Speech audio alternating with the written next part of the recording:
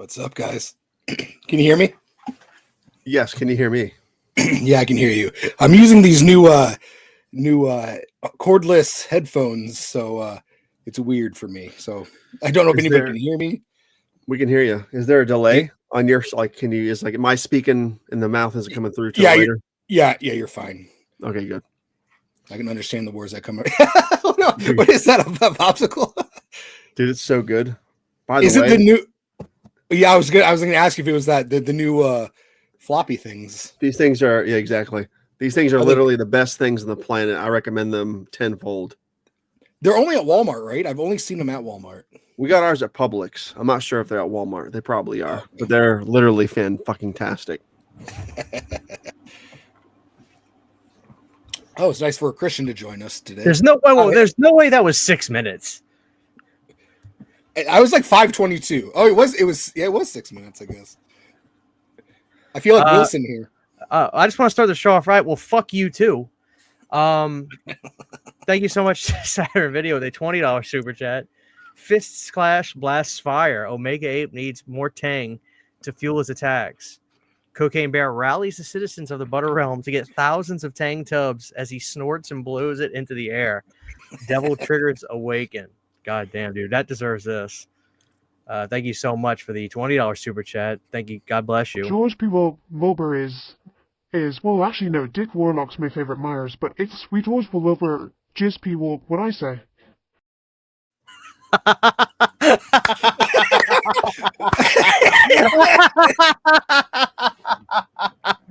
Come on, Brandon. Come on, Brandon. Do you like that one? Yeah. Christian sent that to me earlier today while I was like signing off of work, and I pressed it and I was listening to it and I was like, why does he sound like I thought it was you, but talking.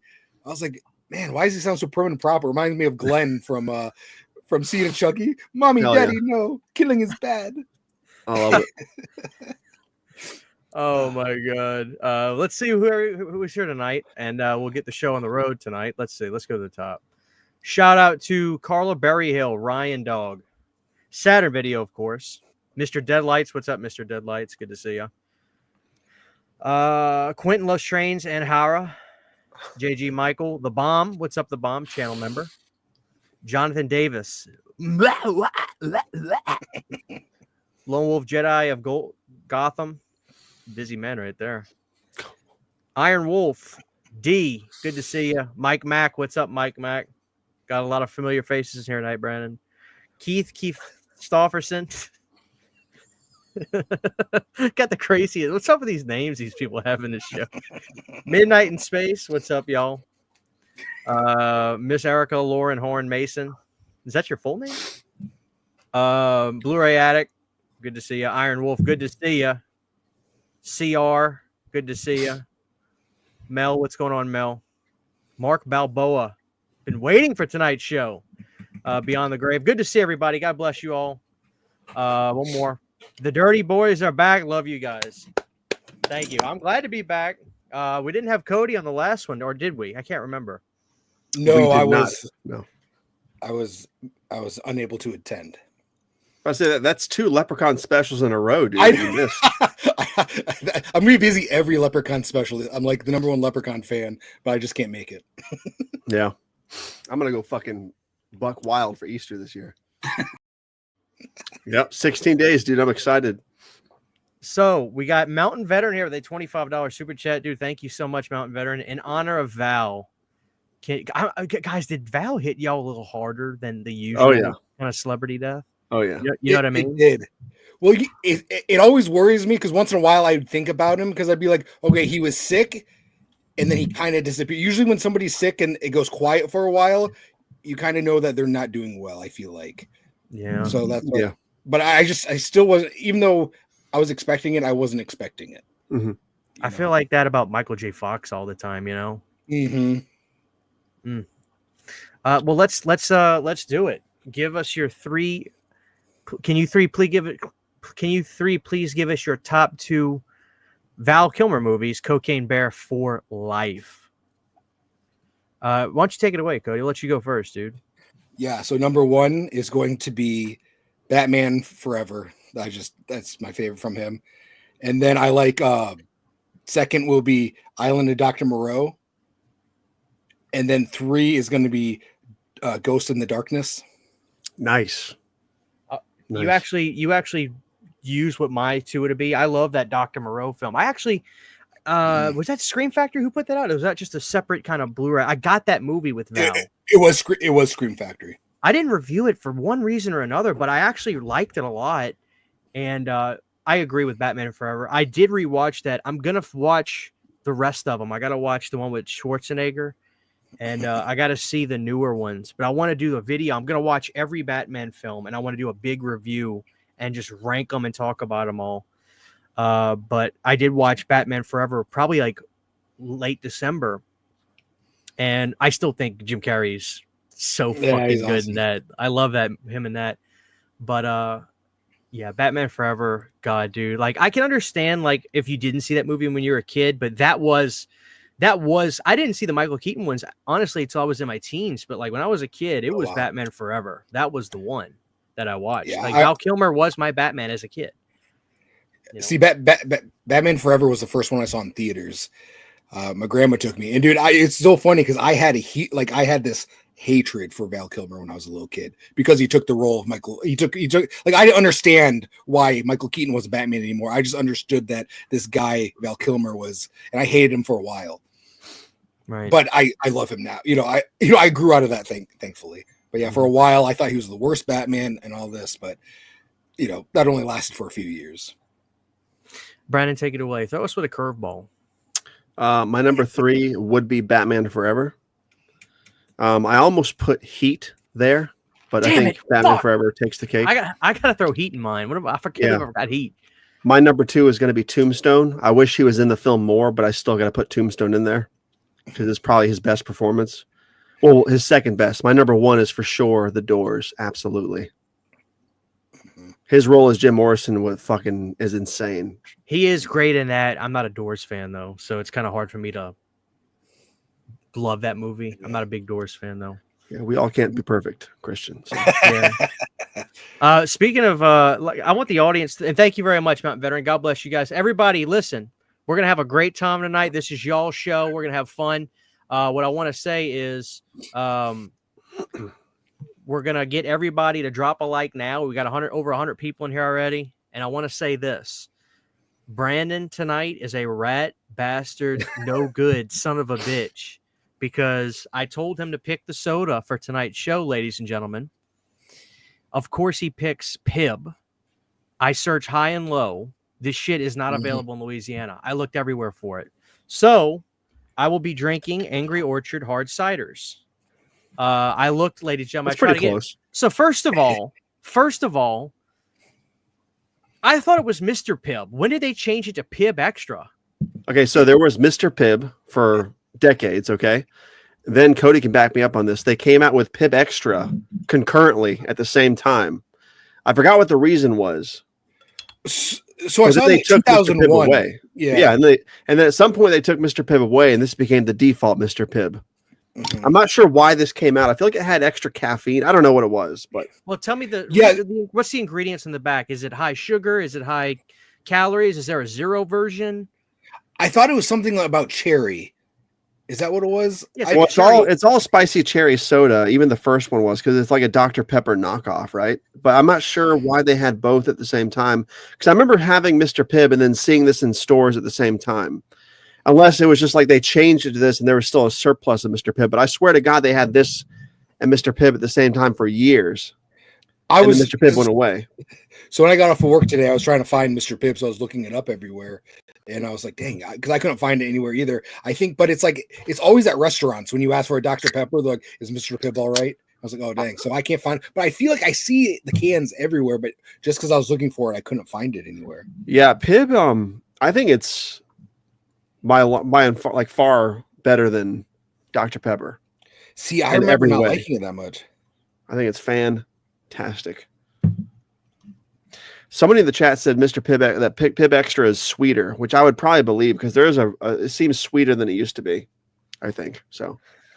I don't know. I still want to try it, but I don't know where else I can find it, man. Like I checked, like my biggest gas station in my town is a Quick Time, which is actually a really nice gas station. You know, that's like a fairly big gas station. And QT, yeah.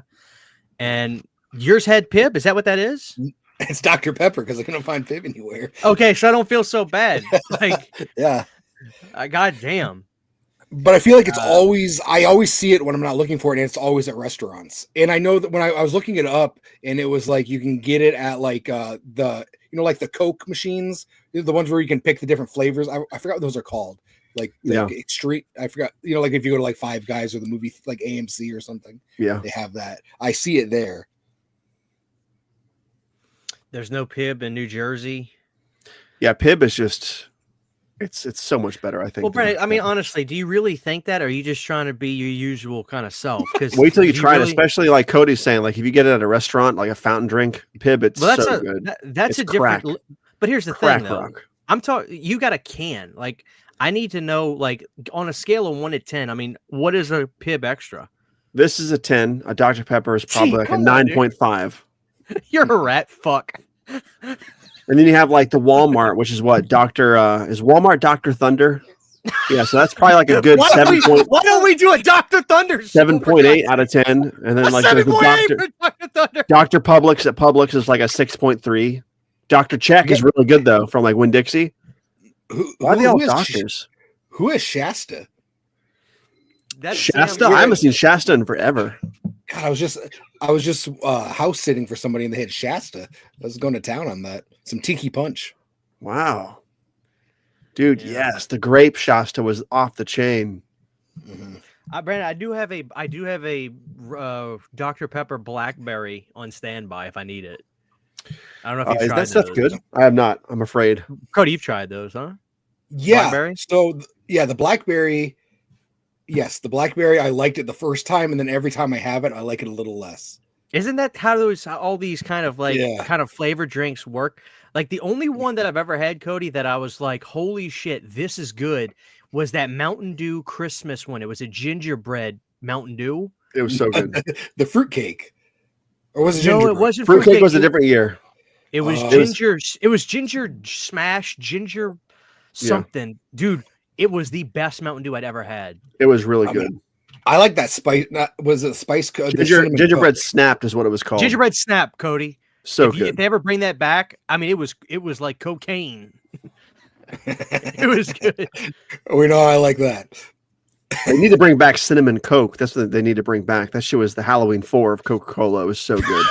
So good. Talking about? So damn good, I promise. Dude, it did. I feel like it was around for like 2 years around Christmas, and last year they just didn't bring it. I haven't seen it in forever, at least around here. It sucks. Thank you so much, JG Michael, with a $5 super chat. Realize I asked you this last stream, CHH, but here's one for all you guys. Top 3 Brittany Murphy movies, not including Cherry Falls. You guys, please take it away. Number 1 would be 8 Mile. Okay, that was her in 8 Mile, wasn't it? Yeah, and then she fucked them. Yeah, yeah. And then number 2 will be actually number 1's Clueless. Yeah. Number 2 would be 8 Mile, and then number 3 would be Girl Interrupted, maybe. Have you guys seen? For some reason, I'm drawing a blank. Y'all saw that documentary about her that came out? No, it's on my DVR. It's been on my DVR for a long time. Yeah, it came out like 3 or 4 years ago. Cody, it was rough. It pisses you off because that guy she was with, he was creepy. He was ugly. Like, I'm sorry, he was a fat, ugly dude. Why was Brittany with? Brittany could have had any guy in the world. And he was with this creepy, weird old dude. Like, maybe he wasn't old, but like he was just this creepy dude. And I almost thought he was gay too, which is nothing wrong with that. But my point is, I need you guys to watch that. Something wasn't right about this guy. Not that he was gay. My point is, like, there was something off about it. It didn't even look like it could have possibly been like a sexual relationship they had. But he was like this manipulator. I'll be right back. And he got the girl's head. It's really fucking pisses me off because it makes me feel like this son of a bitch caused Brittany's decline. He really did. And then he dies the same way, like a few months later or whatnot. Yeah, because I've seen I haven't seen the documentary you're talking about that was on like HBO or whatnot, but I have seen other like specials on it, and it's still people are still investigating it, you know. Yeah, it really pissed me off, man, because I love Brittany. Thank you, JD. You know what I also have on my DVR that I have not watched, and I'm like, I don't know if I'll ever watch it. Is that Leaving Neverland? I haven't watched that yet either because I I'll have a watch the feeling whole that's gonna thing. piss me off. Yeah, I watched the whole thing. I just don't buy it. I really don't buy yeah. it. Because That's here's how the I thing feel. about Michael, you know, and obviously I'll never know the actual truth, but I do think that Michael, nobody should ever in history be that famous again. It's Mhm. so unhealthy. Nobody should ever be as famous as Michael Jackson was. When I was a kid and I would hear the stuff about Michael having people in his bedroom and all this and that, I'm thinking a room like this where Michael's got these kids in Yeah. it. Then I Uh-huh. read that Michael, his employees said, don't go up to your room. This is after the cops came in and they turned his bedroom upside down. Cody, 80 cops fit into the bedroom. Wow.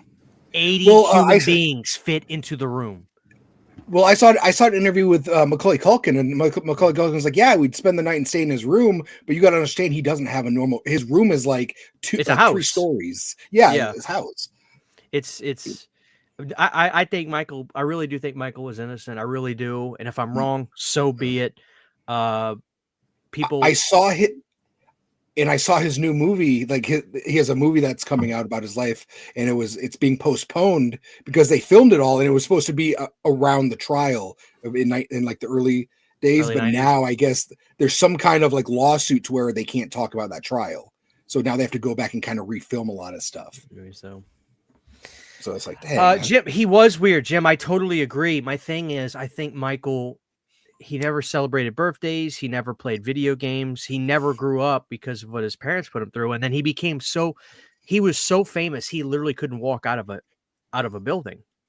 Well, and there's a story where he would hire actors so he would like rent out a grocery store and then hire actors so he can go grocery shopping.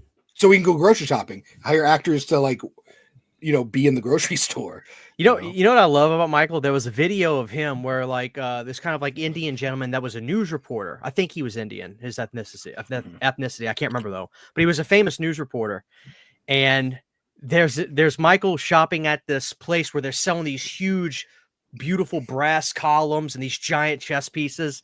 And Michael's like, I'll do my best impression. Look at those. Those are nice, right? Let's get 2 of those. Oh, we have those, right? And then the guy's like, Michael, this is 20,000. Can you afford this? Yeah, I can afford it. Don't, yeah. And he's like, look at this table. I love that table. Let's get that. And he's like, Michael, like, you like this stuff. It's so expensive. That's my taste. And then there's another one. There's another one where he's like, Michael, are you getting those? Yeah, that sold sign there. That means it's for me. Like he had a funny sense of humor that you probably seen the video I'm talking about. It's fucking hysterical. Yeah. Let's get these. These are nice. Let's get these. Like, you kind of sound just like him too, man. Who was it? Was it Charlie Murphy that said Michael really talked like this? But like he did the high thing to keep his voice. Yeah, high, there's a lot of things. Yeah. Yeah. OJ definitely did that shit. Now, here's the thing. I don't know if it's true or not, but I heard that the family has a message from OJ right before he bit the dust in the hospital, but they haven't made it public yet. I think it was the son. I really do. I think the son did it. That's me. I think he protected his kid, but I would protect my son. Not if he murdered, but I mean, I'd Speaking of OJ, did you guys see the Naked Gun trailer? I love it, dude. So do I. I was a round of applause for that.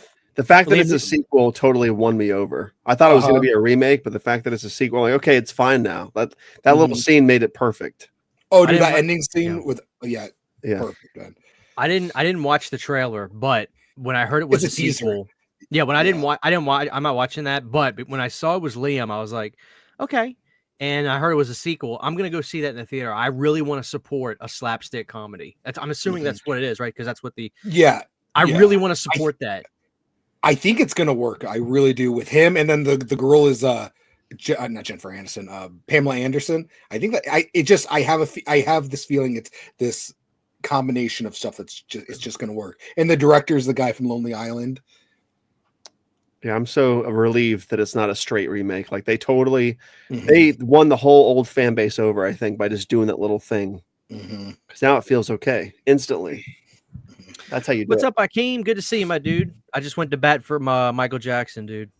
They trying to say my boy's guilty. Who did? Here's the thing. Happy Gilmore 2. I want everyone's thoughts. I'm just going to say it, Cody, and I know you're not going to like this. It's going to be fucking terrible. It's going to be terrible. You know it is. I can see it all over your beady eyes. But you want it to be good. You have a hope it can be good, but you know goddamn well it is going to suck. Just admit it. It is. No, I will just not admit it. Brandon, admit it. It's not going to be that good.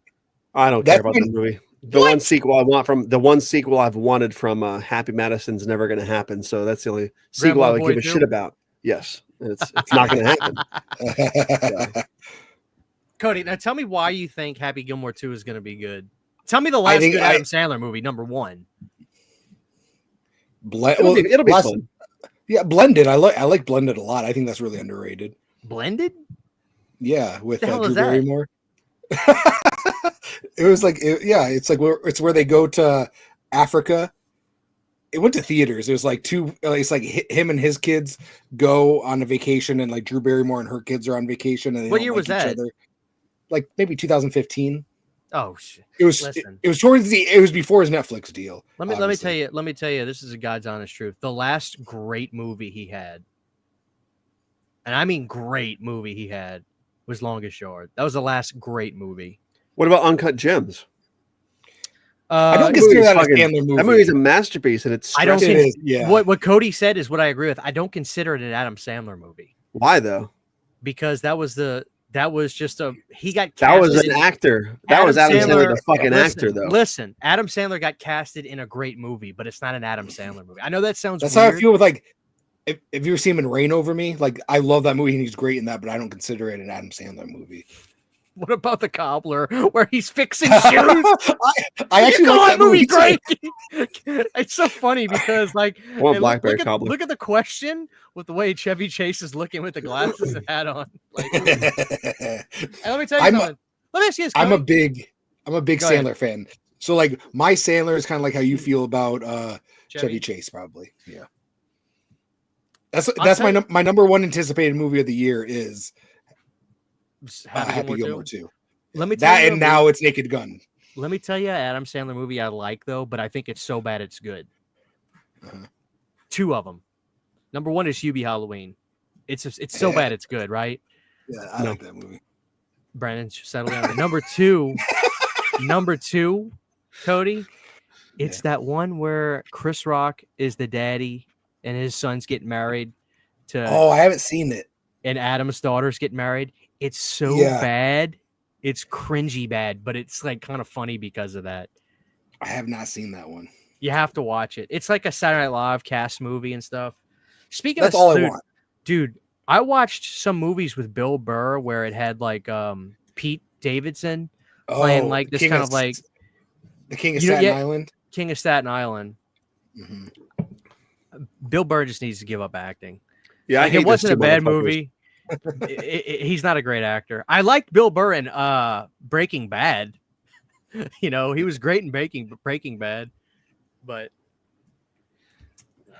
Hubie Halloween is like all atmosphere. Like, dude, there was like scream masks on the lawn. I know. I want the grandma's t-shirts. Like, I fuck on the first date she wore, and like she's wearing all kinds of crazy shirts, you know. But dude, I always like whenever I see meatballs, I think of the old lady from The Wedding Singer, where she's like paying them and eat meatballs, put meatballs in his hands. So whenever I see meatballs, I want to put them in people's hands. That Julia Gulia. Anger Management was really good. What year was that though? Wasn't that 2003? Yeah, it was early 2000s. What's the last great Happy Gilmore movie? I mean, last great Adam Sandler movie to you, Brandon? Great. And Uncut Gems doesn't count? No, we're going to exclude Uncut Gems. I think you know what we mean when Okay, fine. The last great Adam Sandler movie. Great. besides Uncut Gems was Little Nicky. That's it. You don't think Longest Yard was great? No. What about What are you That talking doesn't even about? feel like an Adam Sandler movie in the same way you're saying Uncut Gems doesn't. That movie does not feel like an Adam Sandler movie to Dude, me. Adam Sandler, just the Kevin Nash scenes alone made made that movie great. Yeah. Little Nicky's better. It's better than Big Daddy. It's better than No, it's Little better Nicky than- is not better than Big Dad. You're wrong. Little Nicky's better than Happy Gilmore, better than Billy Madison, better than Waterboy. It's No, better than dude. No. Oh, stop! Grown Ups. Stop! Better than stop, Grown Ups 1 stop, or 2. It's stop. better than Uncut Gems, if we're being honest. You know what I Dude, mean? Making me Uncle Jerry, cry. dude, Uncle Jerry is better than Grown Ups too.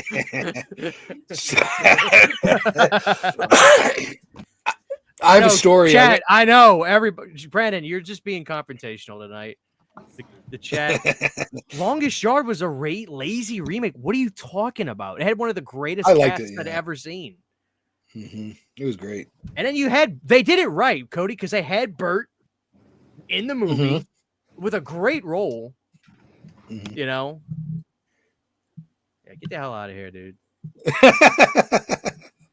Dude, he's He's had too many of those trying those tonight.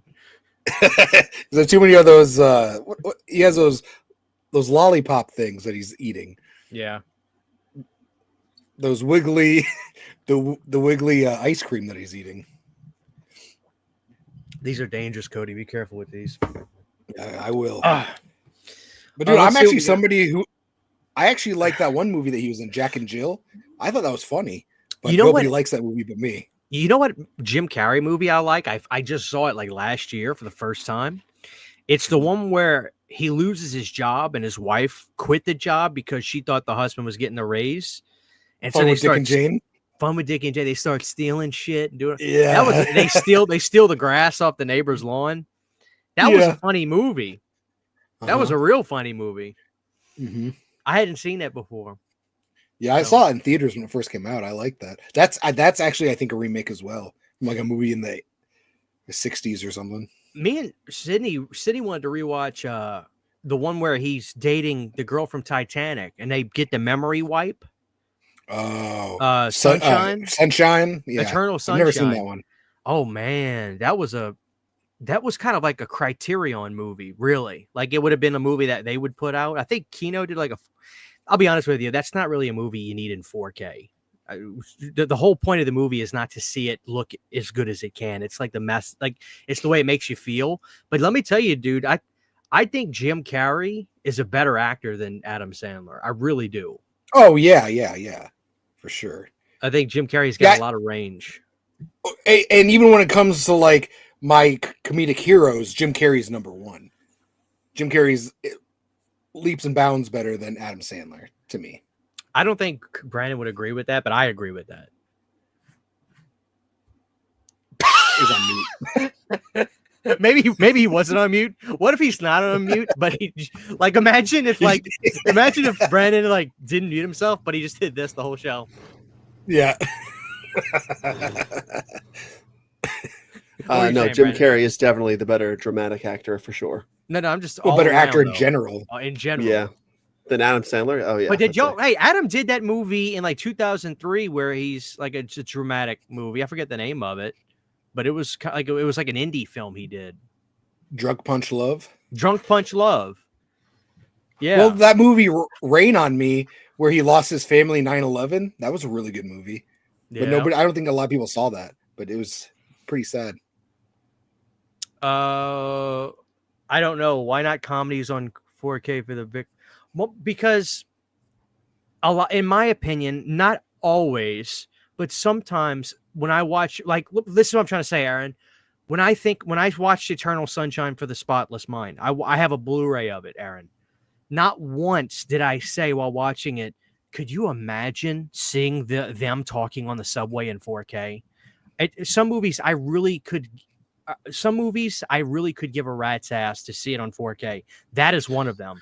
To me, it's what the movie makes me feel. Other movies, especially horror, I want to see the effects look as good as they can. I want to see the pumpkin head, right? I want to see the monster in 4K. But Eternal Sunshine, I literally, the last thing on planet Earth I would talk to you about, if I was going to talk to you about that movie, Aaron, is the picture quality or the cinematography. Brandon's the only guy I can get away with talking about that because he went to school for it. But that's my point, Aaron. Not every movie, but some movies. That's one of them where I could say, who gives a rat's ass about a 4K of that movie? I think it's anybody's opinion. I think every movie deserves a 4K, whether you want it or not. Somebody's going to want that movie. That might be someone's favorite movie. They want it, and they want to see that subway scene as in, right. And that's just my opinion on the subject. Obviously, Carrey was a better actor. Truman Show is great. Truman Show is possibly his best, in my opinion. But I think Jim's best movie is The Mask, though. That's my favorite anyway. I don't understand how people think Dumb and Dumber is better than The Mask.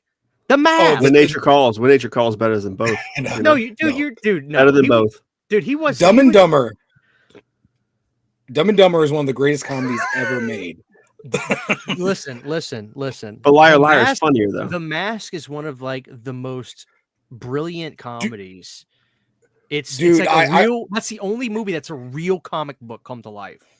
Truly a real comic book. I've loved The Mask my whole life, and I got to go see it in theaters last year again, and I re-fell in love with it. I was like, this is almost a perfect movie. The Pee-wee, there are certain movies that I'll say is masterpieces. The Mask I need in 4K. The Mask is a masterpiece. Yes, exactly. Don't you remember? The dialogue is fucking hysterical. As a kid, I took this shit seriously, but I die laughing when I say those pajamas were stolen. What? And that doctor, or not the cop, the way he says pajama, is like pajamas. Somebody stole your pajamas.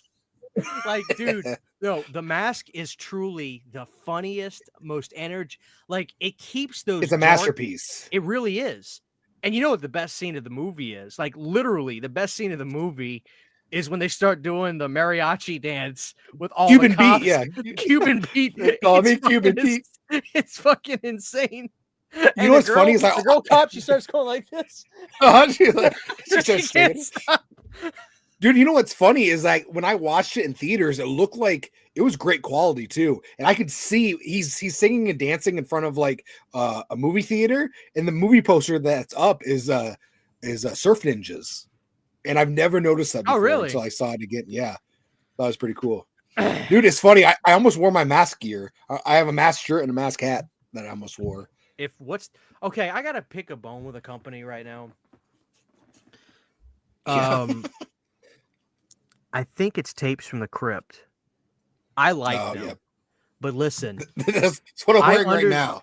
I understand. I truly understand that they're a very small company, and when they put in their order to get these shirts printed, because it's a limited small run, they don't have priority. But my Jason Takes Manhattan shirt that I got from them, they emailed my wife. They said, "Hey, we got it. We're about to ship it."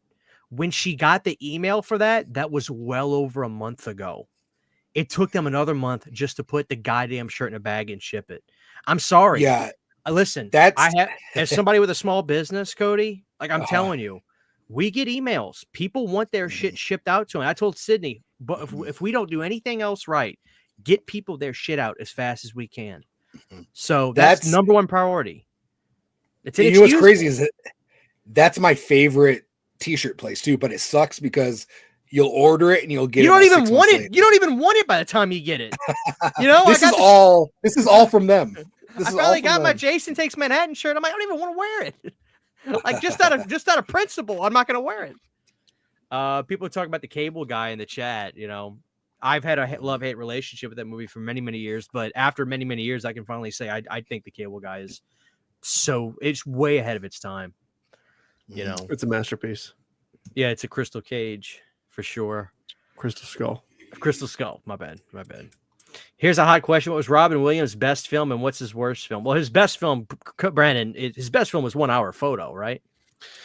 It's probably the most underrated movie is 1 Hour Photo. His best? I don't know about that. Oh, his Robin best Williams' is best movie. There's no question. Bicentennial Man. No, Mrs. Doubtfire, right? Yeah. I go back and forth between that and I'm not even joking. Like that's the greatest for me. You know what? It's got to be the most iconic. I'm gonna agree with you, but I'm also gonna say I think you gotta look at Dead Poet Society. You gotta look at that one. That's my favorite of all time. Nothing. It's good, but it's no Mrs. Doubtfire. But dude, that's a teacher right there. Listen, Dead Poet Society is like the most crushing emotional film. Dude, they showed us that movie in like 5th grade at school, and I'm watching this kid blow his head off in this movie. I'm like 12 years old. I'm like, God, that movie is incredible. And dude, Kurtwood Smith, that's another guy that's actually a really good actor, but everybody just sees him as the '70s show guy. But like, Kurtwood Smith is a really good actor.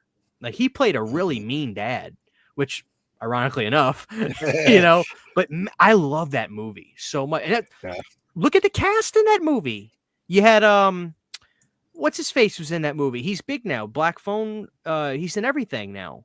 Ethan Hawke was in that. Ethan Hawke, yeah. A lot of big actors were in that movie. That's a great, that's my favorite Robin Williams film. It really is.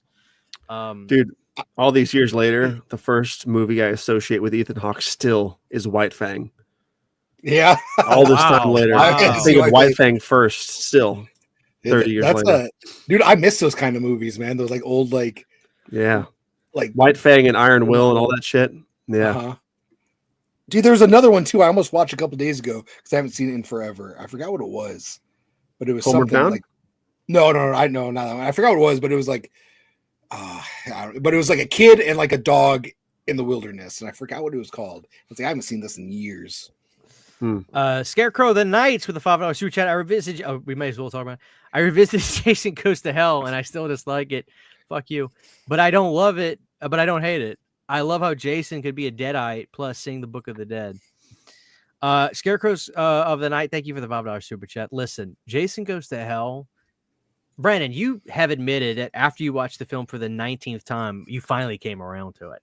It was like the 79th time. It took me literally 25 years of hating it to realize I loved it. So.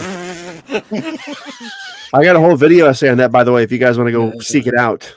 Literally a whole video essay on that whole topic. Hated it for 25 years.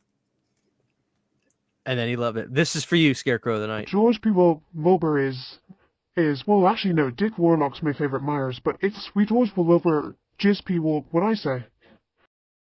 I don't buy that Deadite crap either, though. I don't buy that at all. Thank you so much, JJ, for the super chat. Thoughts on Ben Stiller's horror movie Heavyweights? First of all, Heavyweights is my favorite Ben Stiller film. Same here. I love Heavyweights. What did he say, Cody? Lunch is canceled on due to lack of initiative or some shit like that. My favorite scene is when he's all excited. He's like, "Get up on the scale! Get up on the scale!" He gets on the scale. He's like, "Get off the scale now! Get off the scale now!" They're all getting fatter. Yeah. Was that like Chris Farley's brother in that movie, or is it just like they couldn't get Chris Farley, so they? No, but yeah, I know what you're talking about. Yeah, that's what I look like with my hair, dude. That movie. Like yeah, you do have hair like him. That movie is truly hysterical. Do you remember when like the star of the movie that gets sent to fat camp? They basically they school him on how they hide all the candy and snacks. Yeah, and they show him. They're taking the bed apart and they're pulling out Twizzlers and Snickers. I had a bunk bed when I was a kid. Me and my sister shared a room for like a little bit, and then once we got our own rooms, I just had the bottom bunk still. But like there's a hole in there, and I like kept wanting to hide like licorice in there and stuff because of that movie. Thank you so much, JG. Let me give you a quick one. Let's see what else let's do another one. Brandon, I've got all the classics. Do you have any suggestions, Brandon? The old school couch one. It's always been Creepshow 2. One that we have is great value, so it's a Creepshow 2 also to me just feels like that perfect 80s time capsule. You know what I mean? Like with the Firebird in the second sequence and all that stuff. The one that we have is great value, so it's a Walmart brand. It'll flip your lunch tray. Yeah, it's been like 4 months or 5 months since we've heard that on here. It's pretty crazy. I think Cody's favorite part about that is the Kind Master logo. Yeah, I wanted to say something about it again, but I was like, I gotta stop talking about this guy. It's like, man, you know how old this is because of that Kind Master. I just realized we're back on Stream Factory. What is this called? StreamYard. We're back on Stream. Yeah, guys, I tucked my tail between my legs. I'm back on StreamYard. I Restream, it works good. I'm gonna tell you guys why. I try when I do my physical media updates and stuff, I would always use StreamYard and I could pull up my stuff and it always looked fine. It was always good. But for some reason, when I do Restream, all my video looks like an Atari game. And it was so bad I couldn't use it. I used it one time when I did a video about the Jason Goes to Hell doc, and the picture quality was so bad. I was so embarrassed to post it, but I had to leave the house after I filmed it.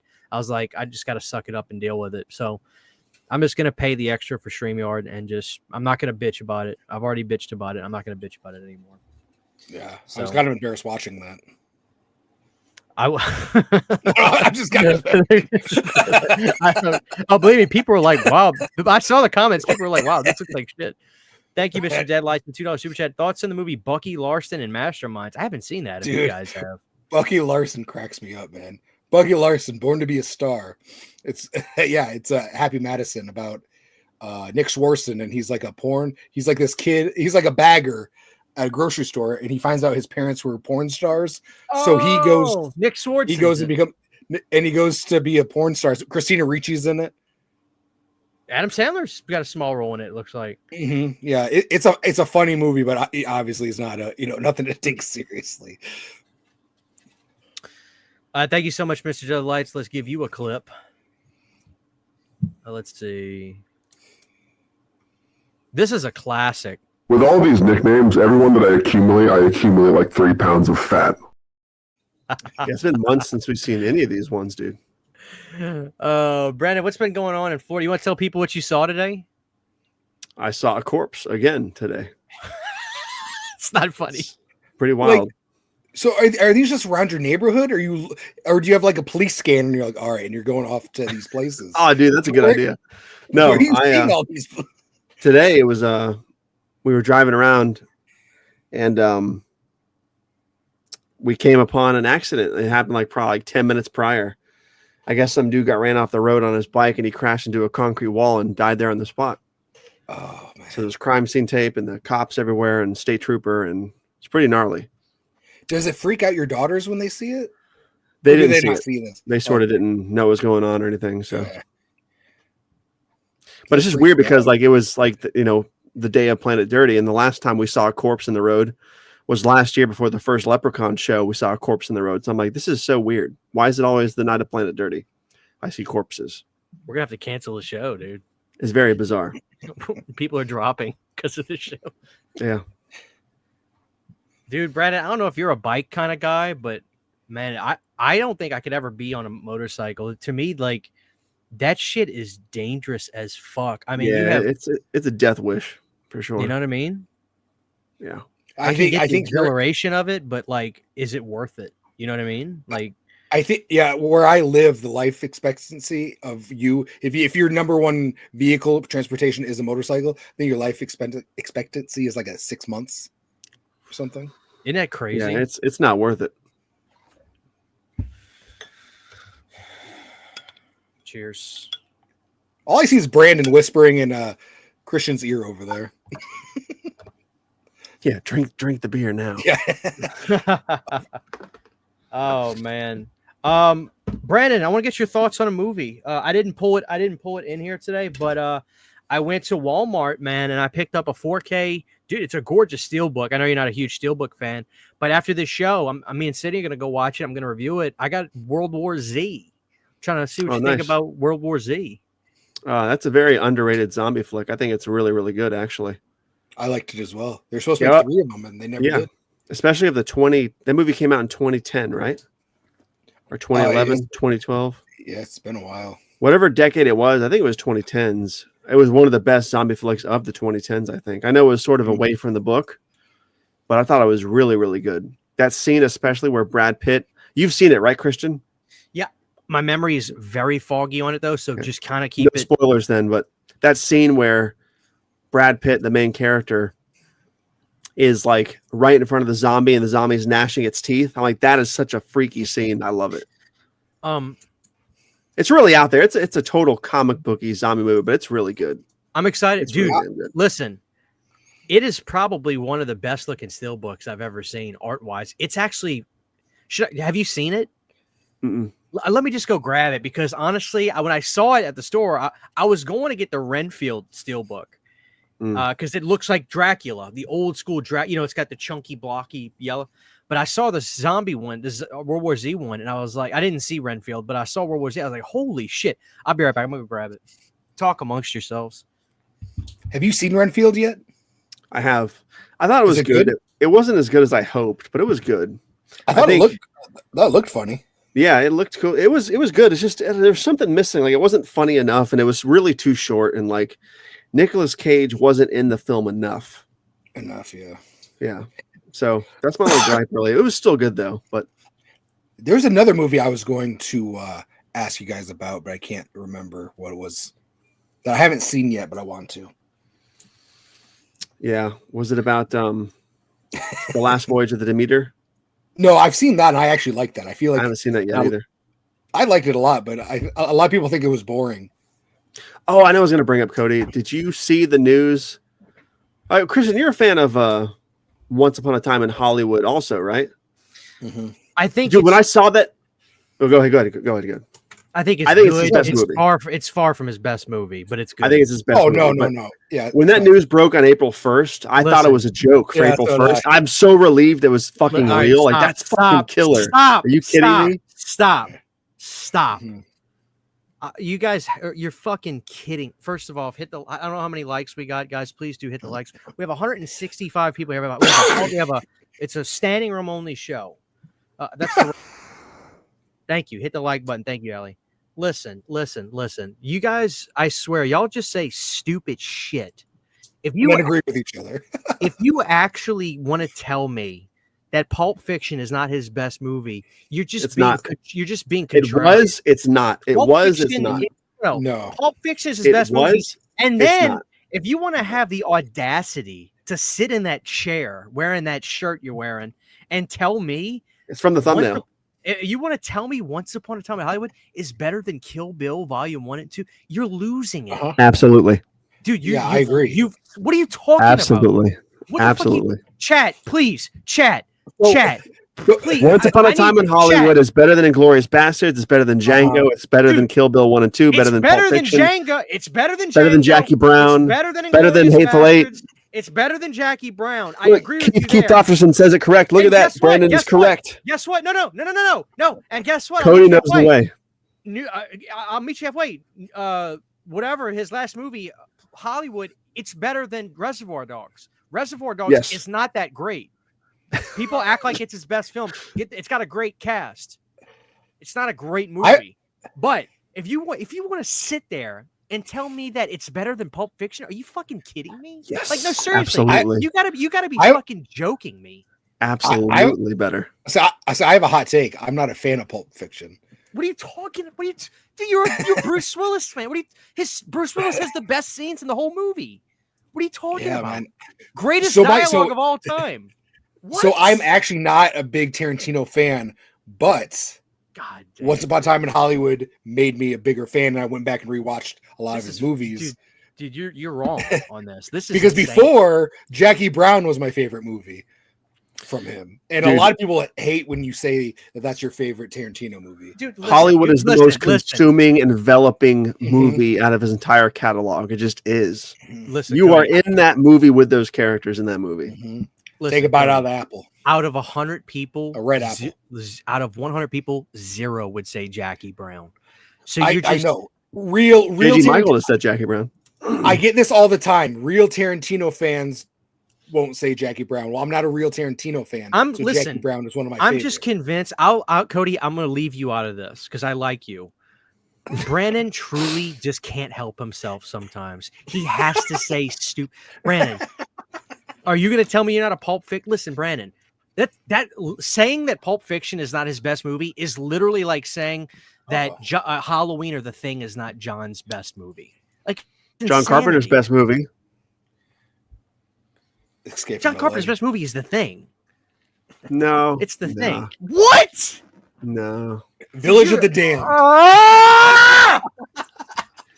John Carpenter's best movie is Escape from LA. Okay. Dude, shut the fuck up.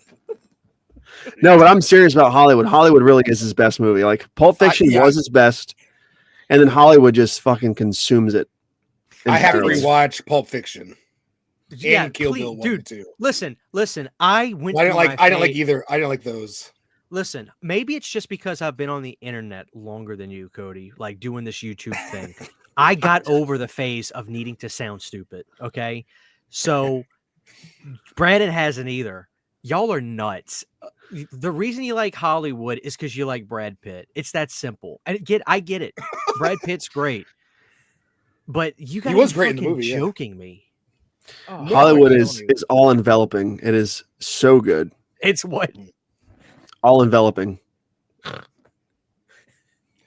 And yeah, I like Django Unchained, but I did not like Inglourious Bastards. Oh, I loved it. Look, the chat knows I'm right too. Like, I think there's a lot of love for Hollywood here. A lot. I agree, Landfill Joy. Yeah, The Thing is his best movie. I think if you like Cody, you agree. The Thing is John's best movie. Cody, don't give in. I like Halloween better. No, I'll accept that. I like Halloween and Escape from New York better than The Thing, for sure. No, I like Escape from LA a lot. I'm a big fan of LA. You don't like Escape from New York better than The Thing. I think The Thing has a lot of boring moments in it. You got to be. It's a masterpiece, but I think Escape from New York is at least twice as good as The Thing. As a matter of fact, in Escape from LA, if it didn't have the stupid surfing scene, it would be better than Escape from New York. That's all I'm going to say. Dude, stop. It's so fun. Please, it's so fun. It is so good. It is so good. This fucking city can kill anybody. That's the line, right? I love that shit, dude. Yeah. You should have made a third one, Escape from Earth. It would have been so good. They did make. Yeah, that's exactly what it was called. They did make a third one. Yeah. It's called Ghost of Mars. Oh, get out of here! No, you don't know what happened. No. That's what. That's what. That's what it was supposed. It was supposed to be Escape. It was supposed to be Escape from Mars. That's what it was supposed to be. With Snake Plissken. Yes. No, that would have been sweet then. No, I'm not even kidding. I haven't seen Ghost of Mars. That's what it was going to be. I wasn't a fan of it when I was a kid. It's not that good. It's not. That's with Ice Cube and like the alien guy, right? Here's the thing. Yeah. Jason Statham. John was intentionally trying to make a popcorn, cheesy sci-fi movie, but it didn't translate to the audience that way. The audience took the movie seriously and lost in translation, and it didn't come out good. Holy shit. Thank you, Michael, for the $5 super chat, but I will be spending this on Pulp Fiction merchandise. 100%. 100%. Once Upon a Time in Hollywood is Tarantino's best movie, hands down. I swear, this is a joke. This is ridiculous. Anyways, as I was saying, I'm fucking stoked there's going to be a sequel. I can't believe it. I'm playing That's this so clip. Crazy. I got to play this clip just out of spite now. George P. Wilbur is well, actually, no, Dick Warlock's my favorite Myers, but it's Sweet George Wilbur, Jizz P. Will, what I say? Dude, that sounds exactly like the pig puppet from Spiral. That's exactly what that voice sounds like. Brian, check it out. I just want to show you the steelbook. Look at this, dude. Look at the zombie art on there. It's fucking amazing. Cool. Oh, that's really good. Isn't that cool? Cool? Renfield steelbook's pretty cool too. I know. I wanted that. I forgot about this, but I'm gonna review this because this is fun. It's different. I haven't talked about a movie like this in a while. And Brandon, I got this today. If you want to do no bullshit, everybody's like, when are you guys gonna do a live commentary? Right? Everybody wants a live commentary. But here's the thing, Brandon. I don't want to do it. I know, but don't you think it would be standing room only if we did a live commentary on this? Why are you obsessed with that one? Do The Gathering. But yes, I could do that. Oh, The too. Gathering. That's the one you want to do. Oh, so you don't Yeah. want to do Isaac's Return. You want to do The Gathering. No, I'll do that one. I'll fucking roast the shit out of Isaac's Return. We could do that one if you want. Oh, Brandon, look I'll- at that. Brandon, look at the face on him. He looks like a leprechaun. Hey, the fact that he came back for that movie is pretty admirable on his part. Dude, I got this DVD today, and Brandon, those old DVDs from like the early 2000s, they're bulletproof. They're so Yeah. fucking thick, you I can know. barely bend them. So Yeah. I got it for $5, and it had Before they started cheaping out in the cases. Do you have Fields of Terror on DVD, the original pressing of it? I love that cover. It's the cheesiest fucking thing on the planet. Hold on, I gotta look it up for the audience. I think it was part 5. I think it was 5 Fields of Terror. Children of the Corn. Cody, you're Children of the Corn. That's my favorite Stephen King movie, Cody. Is it? You talk about fucking hot takes, Christian. God damn It's it. not, that's not a hot take. No. That is not a hot take. Chat. Cody, please you give see me what I mean? This is what I'm Chat. dealing with over here. Chat, thumbs up in the chat if Children of the Corn is a 80s classic. Thumbs up in the chat. Yeah, but Well, that's thumbs not what you down said. if it's not the best Stephen King I film. never Put your said it thumbs was the down. best. I said it was my favorite. You just It's a said. huge- Oh, okay. I said it was my Yeah. favorite. The are best you Stephen King talking film is about? Pet Sematary. That That is good, yeah. cemetery. No, Mine's dude, thinner. Listen, I like Cody. thinner. Cody will agree that Cujo is every bit as good as Pet Sematary. It really is. You know what's better than Cujo's- Cujo? Man's Best Friend. Yeah. I love Man's Best Friend. You know what's better than Man's Best Friend? Beethoven. 1 and 2. Beethoven the second is Cody's favorite. He's got a one. I saw that It shit is, in theaters, dude. One sheet signed by the dog. I'm jealous about that poster Cody got. Signed by the dog. Signed by Christopher the dog. All right, Brandon, you said Children of the Corn. Hold on. let me 5 see. Fields of Terror. The DVD is so fucking awesome. That's I've my gotta- favorite Stephen King movie. Children of the Corn 5. Children going 5. God, that damn thumbnail with my mouth, man. Is that it, Brandon? But they did the Scarecrow. That's it. What's so special about that? You just Look at it. nostalgic? Ooh, Eva I mean, Mendes is in I mean, it. it looks- That's a visual blockbuster classic right there. That's Blockbuster had like 14 copies of this. I swear to God, brand new.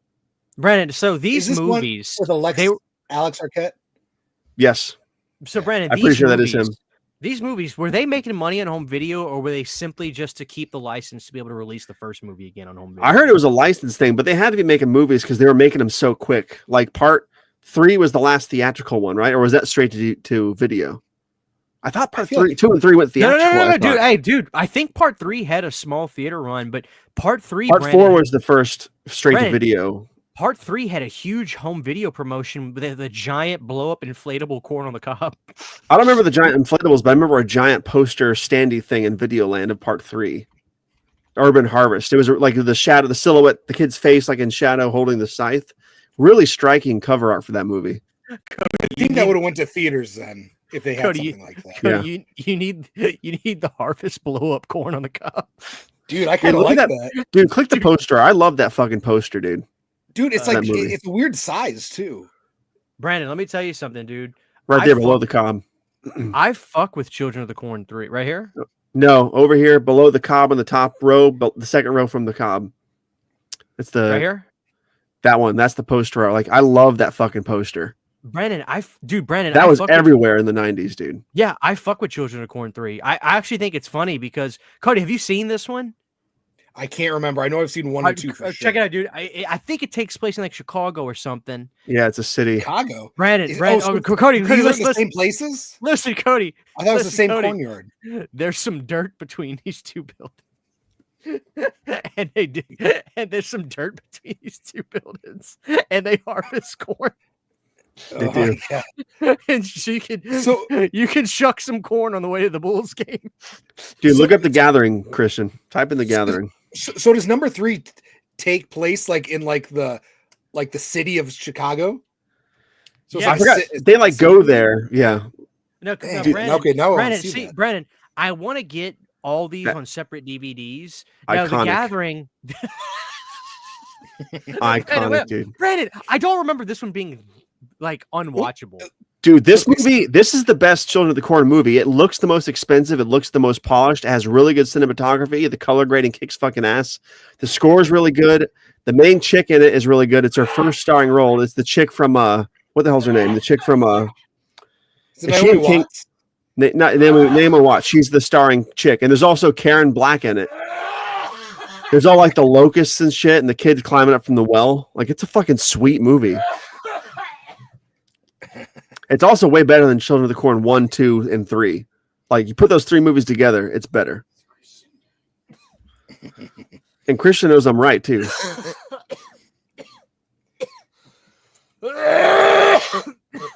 Children of the Corn 4 is the last good Children of the Corn movie, actually, because part 5, 6, Legacy, whatever they were called, Revelations, were all terrible. It looks like the highest budget by this poster here. It looks like somebody's school photo, and they just put their head over some other person's head. Dude, it's so damn good. No, Brandon. All right, Brent. So that's what happens when he has 2 angry orchards. So he's gonna puke. I'm actually not. When he started, it wasn't the cinematography that got me. It was the color grading reference. Color grading is a big part of filmmaking, man. That's the look of the film. Brandon, I guarantee you, from now to eternity, the day the Earth finally explodes or World War III happens and we're done, only one person to ever exist will be documented saying the color grading on Children of the Corn 4 The Gathering is bitchin'. Is that what you said? It can't be. The movie is it looks too damn good. Look at a still from that movie. Like, look at the burn kid right there. All right, let's see. The top or the kids in the door on the top right next to the poster, like right by you. You know what Brandon needs to do when they like release that shit's crazy looking. Yeah, that's pretty crazy. I can't tell if he's trolling, Cody. Oh, Brandon, Orbit DVD has a laser disc. I know, you got to get it, dude. Do a review of it. Go ahead, Cody. I'm sorry. Oh no, like I feel like when they do like random, like when Vinegar Syndrome releases this, they need to have Brandon do the video essay on it, like in the special features. I honestly, if they did a box set for the Corn sequels, Brandon would be the first person I'd message about it. Because whether he's joking or not, I think he would be excited to get. Like if they did like a 2 through 6 box set, Brandon would probably be. And if it was shucked corn, like for a box, like it was a big corn cob as the box set, Brandon would probably be sent over the edge. You know what, dude? Oh, go ahead, Cody. Go ahead. I think I've seen a lot of these, but they all blend together for me. But like Children of the Corn, like after 1, they all kind of seem like they remind me of Spring Break for some reason. Because I remember renting them on Spring Break. Like I feel like they came out around the spring or whatnot, and I'd get it on the Friday before the Spring Break. So that's what these remind me of. So I'm pretty sure I've seen most of them, but they all just blend together. What's the one where like they're under the house? Don't they drop a house on somebody? Well, the beginning of 2, there's a great opening scene with like these dead bodies like in a crawl space in the house. Maybe that's opening. Dude, 2 and 3 are not bad. Like I actually think 2 and 3 are classics, like video rental horror movies. I really do. That like Lawnmower Man level bad CGI sequence in part 2 of like the kids' blood cells turning black with like the black ink stuff is so cheesy. Yeah. Now when part 2 is the best poster of the franchise, though. Part 2 does. Let's see. Part 2 is the best poster, I think.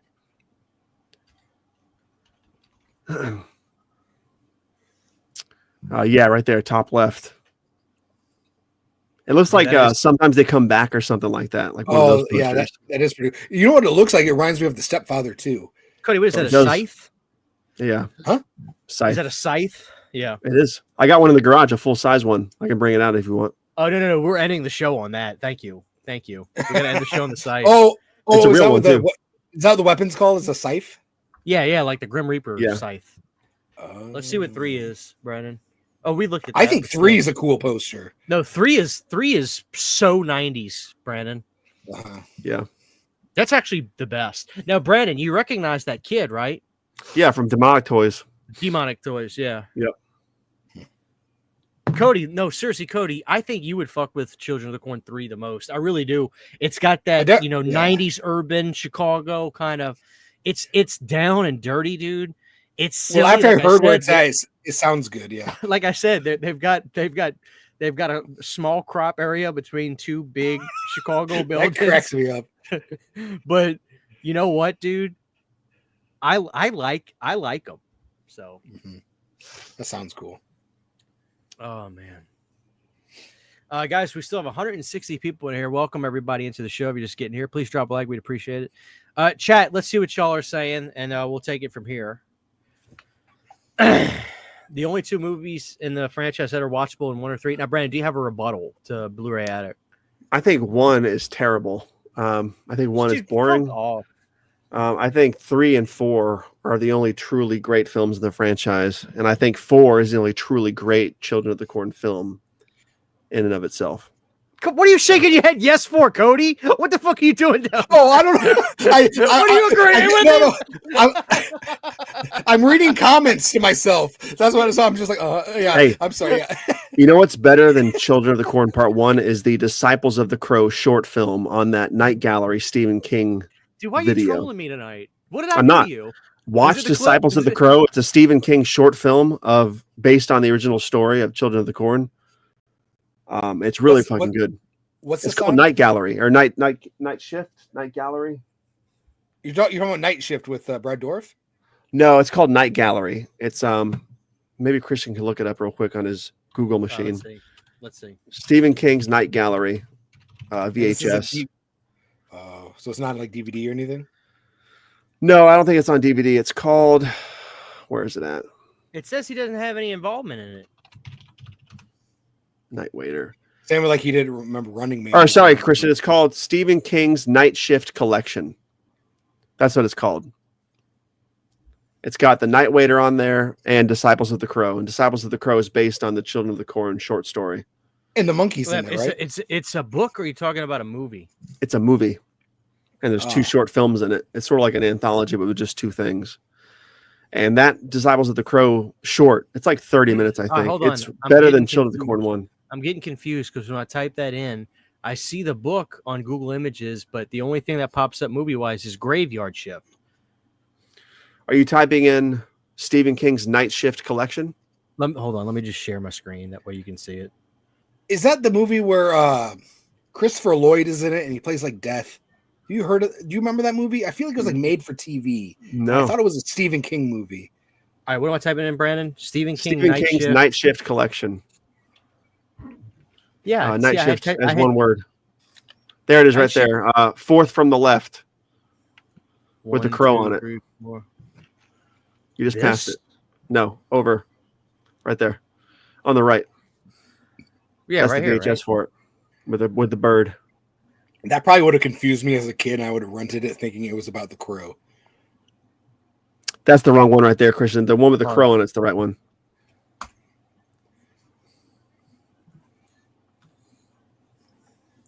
Nope, the one with the bird on it. Oh, right here. Right here. Yeah. What is that? That's it. Type in Disciples of the Crow. Disciples of the Crow. J.G. Michael, that is what I'm thinking about. Quicksilver Highway is what I'm thinking about.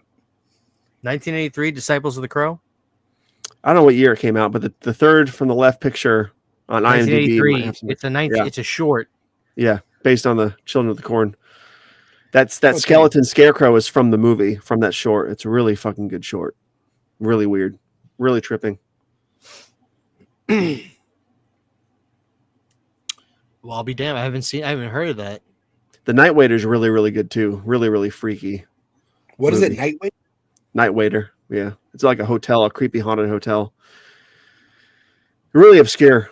I got a video I say coming out about it sooner or later, but it's if you check it out if you can. I think it's on YouTube for free somewhere. I don't know. I got this VHS on the shelf somewhere. I just had to dig it out.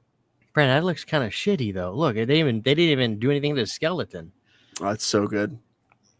It just looks brand new. They got a hat on him.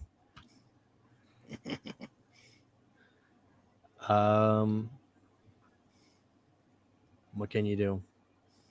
Well, I just read somewhere that it was like a student film. Oh God, I have no idea.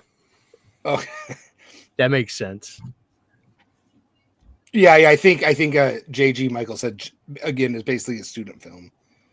But the color time, the color timing was amazing on it. D says Thinner is an underrated Stephen King film. 100. That's my favorite Stephen King movie.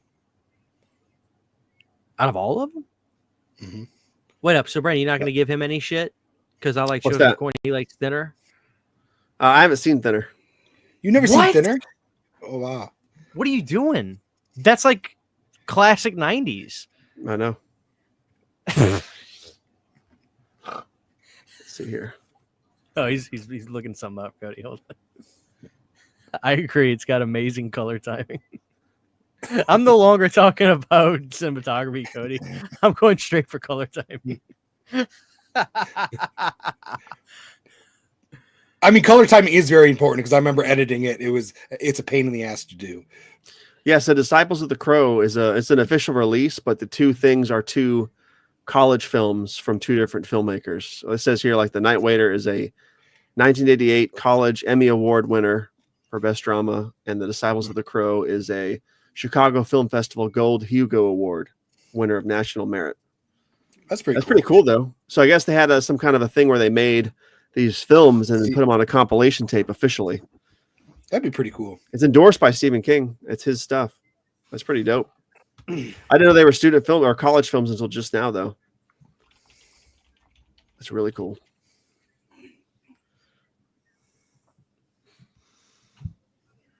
Oh yeah, I forget that Tom Holland did Thinner.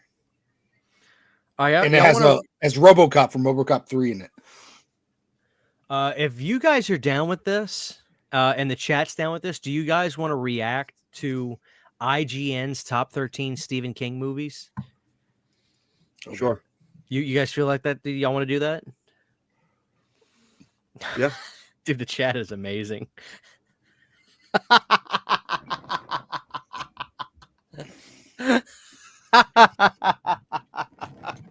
What happened? Are you not looking? I'm trying to research something else real quick. I'm trying to pay attention as much as possible. I'll keep it up on screen for you to see it. Hey, well, that's something a little bit different, though. I just love, dude. The chat gets it. They know it. All right, they want to do it, Brennan. We got a bunch of yeses. All right, let's go. We're gonna react to the top 13. Wait a minute. The Hidden is better than Jason Goes to Hell. Swift 718. Brandon, get him. No. Short and sweet. Y'all ready? Let's do it. Top 13 Stephen King's movie. Cody, you ready to rock and roll? According to who, though? IGN.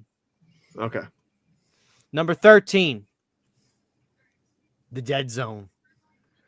That's movie. top 5. So this list is already bullshit.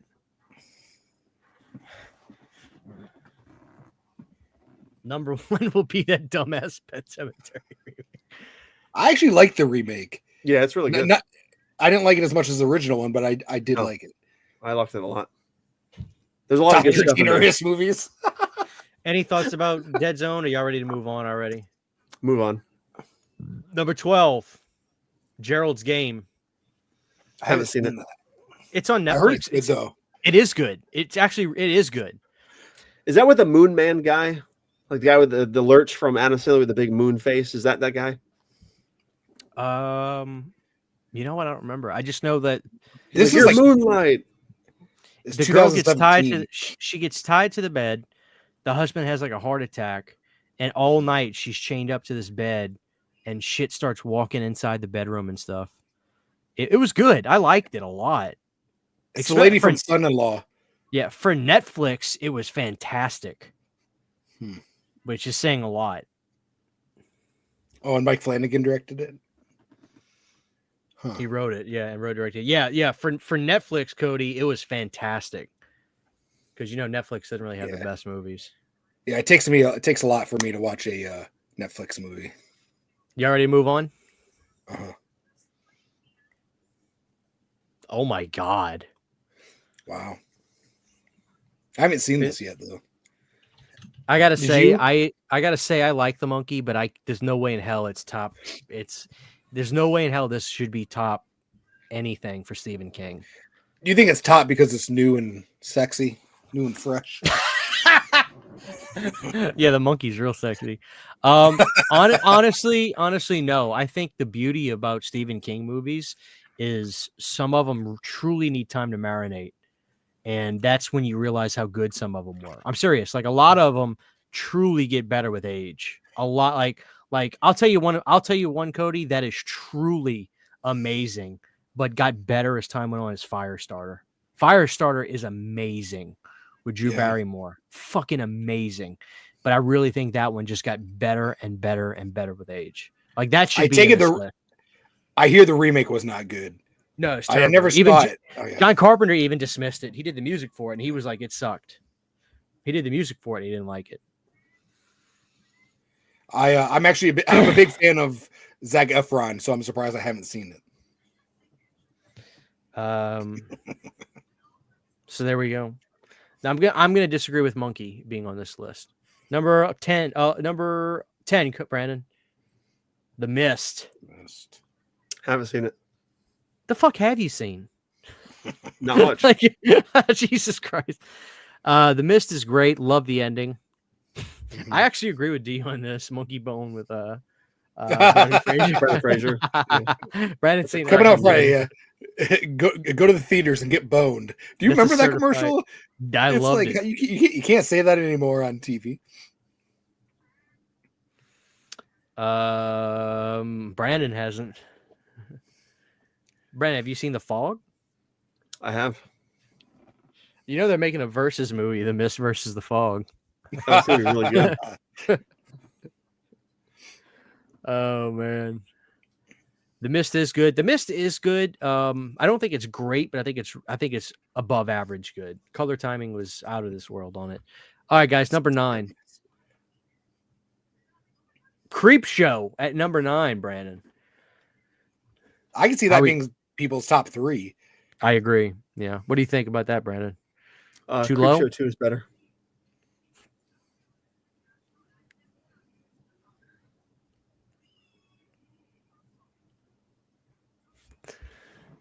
Moving on.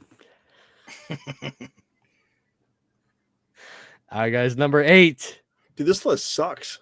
The Green Mile. That's Brandon's face while watching. Stand By Me is going to be the first one on this list. I was saying Stand By Me is going to be number 1. This is Shawshank will be number 2. This is Brandon's face while watching Once Upon a Time in Hollywood the entire time. Dude, it's so intoxicating of a good movie. That movie could be 6 hours long. I would fucking watch it still. You know, the movie's good. People are very upset with Creepshow being that high up on the list or that low on the list. Creepshow 3 should be on the list for sure. Hold on, Brandon, but you don't agree, Brandon. You don't agree with this. Well, Green Mile is a great movie, though. It is. No, really I'm talking about Blu-ray Addict's comment. Oh, Creepshow is overrated. I think it's a Romero classic. I think it's perfectly rated. Actually, it's not underrated. It's not overrated. I think it's right where it belongs in people's typical rating scales. Well, I think Creepshow 2 is underrated. That's about what I have to say about that. Put it like this, Brandon. When anybody makes a list for horror anthologies, what's the movie that's always going to be in everybody's list, and no matter where it is in the spot? Cat's Eye. The movie. You know what? Hey, listen to me. Cat's Eye is fantastic. You don't have to tell me that. That troll scared the fucking shit out of me when I was a kid. I like the cigarette one with the cigarette one James is Woods. Terrifying. With the fucking Wasn't it good? Yeah, like wasn't there like a talking pizza in that scene? There was something weird in that scene. He's like hallucinating shit. Cat's Eye is great. I have a 4K of that, but they only did it in the UK. America never got Cat's Eye. Cat's Eye is I love that movie. And a song too is great. All right, Cody, last thoughts on Green Mile? It's a great movie, but I know it's a Stephen King movie, but I don't consider it a Stephen King movie. What do y'all want to guess number 7 is? I'm gonna say it's gonna be Misery. It's gonna be Langoliers probably. Oh, what? This list is bunk. Oh my god. It's a great movie too, though. Best actor in this movie? Kiefer Sutherland probably, or the dead kid. It's gotta be. It's gotta be. No. It's gotta be River, right? They're all pretty good. I don't know. I think Corey Feldman did really good in this movie too. I say Feldman's probably the best kid of the four. You think River so? annoys the fucking shit out of me in this movie. Yeah. This is wild, Brandon. Number 7. This should be number 4, right? It probably should be number 1, but No, number 1's going to be the Shining, right? this gives me hope that Misery is number 1. But Shining, now that you're saying that, probably will be number 1. Shining, Yeah, Shining will be number 1. But Misery Shawshank should will be number 1. 2. Shawshank's gonna be number 2. I can't believe this is a number 1. This was made by somebody who's like 22 years old. This list. Let's just see what the chat's saying. Oh, thank you, Zach. Yeah, guys, CHH on Spotify. Listen to my stuff. Stand By Me is a classic. Love Tales from the Hood, number 7. This list is cooked from Gar. IGN sucks. Corey Feldman, Corey. Purple Heart. IGM Dumpster Fire top 10. Corey F. It's actually IGN Feldman's best movie. Now, Cody, you kind of agree with me that The Burbs is kind of secretly Feldman's best movie, though, right? I don't know, man. I love The Burbs. He's funny. He's fun in the movie. The best Feldman movie is Voodoo from the 90s. Dude, stop it. Okay. We can talk about the color grading on that later. It's not even a joke. All right, here we I'm just go. saying. All right, It's Ninja Turtles. number 6. Y'all ready? Tommy Knockers. Here we go.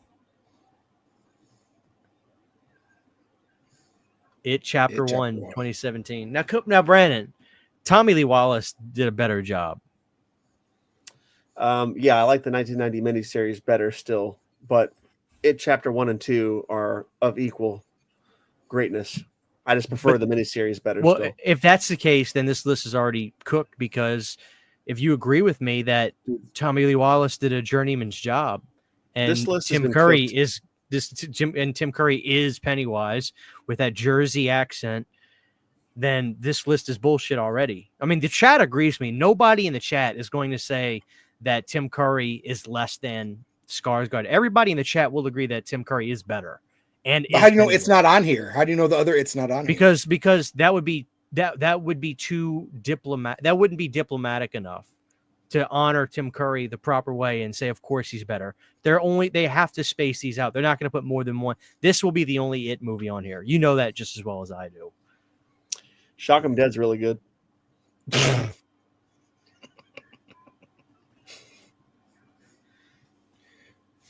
Tim Curry is Running Man. What if Running Man was number 1? That was a Stephen It should, King book. Running Man should be a strong number 4. Right? Yeah. All right, This guys. list sucks. Let's go to number 5. Y'all ready? Mhm. Here we go.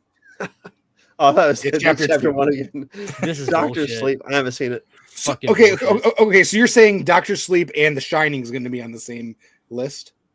Well, here's the thing. The Shining is probably no way. The Shining is probably the greatest horror film ever made. One of them. It's not better than Texas Chainsaw Massacre, but it's in the conversation.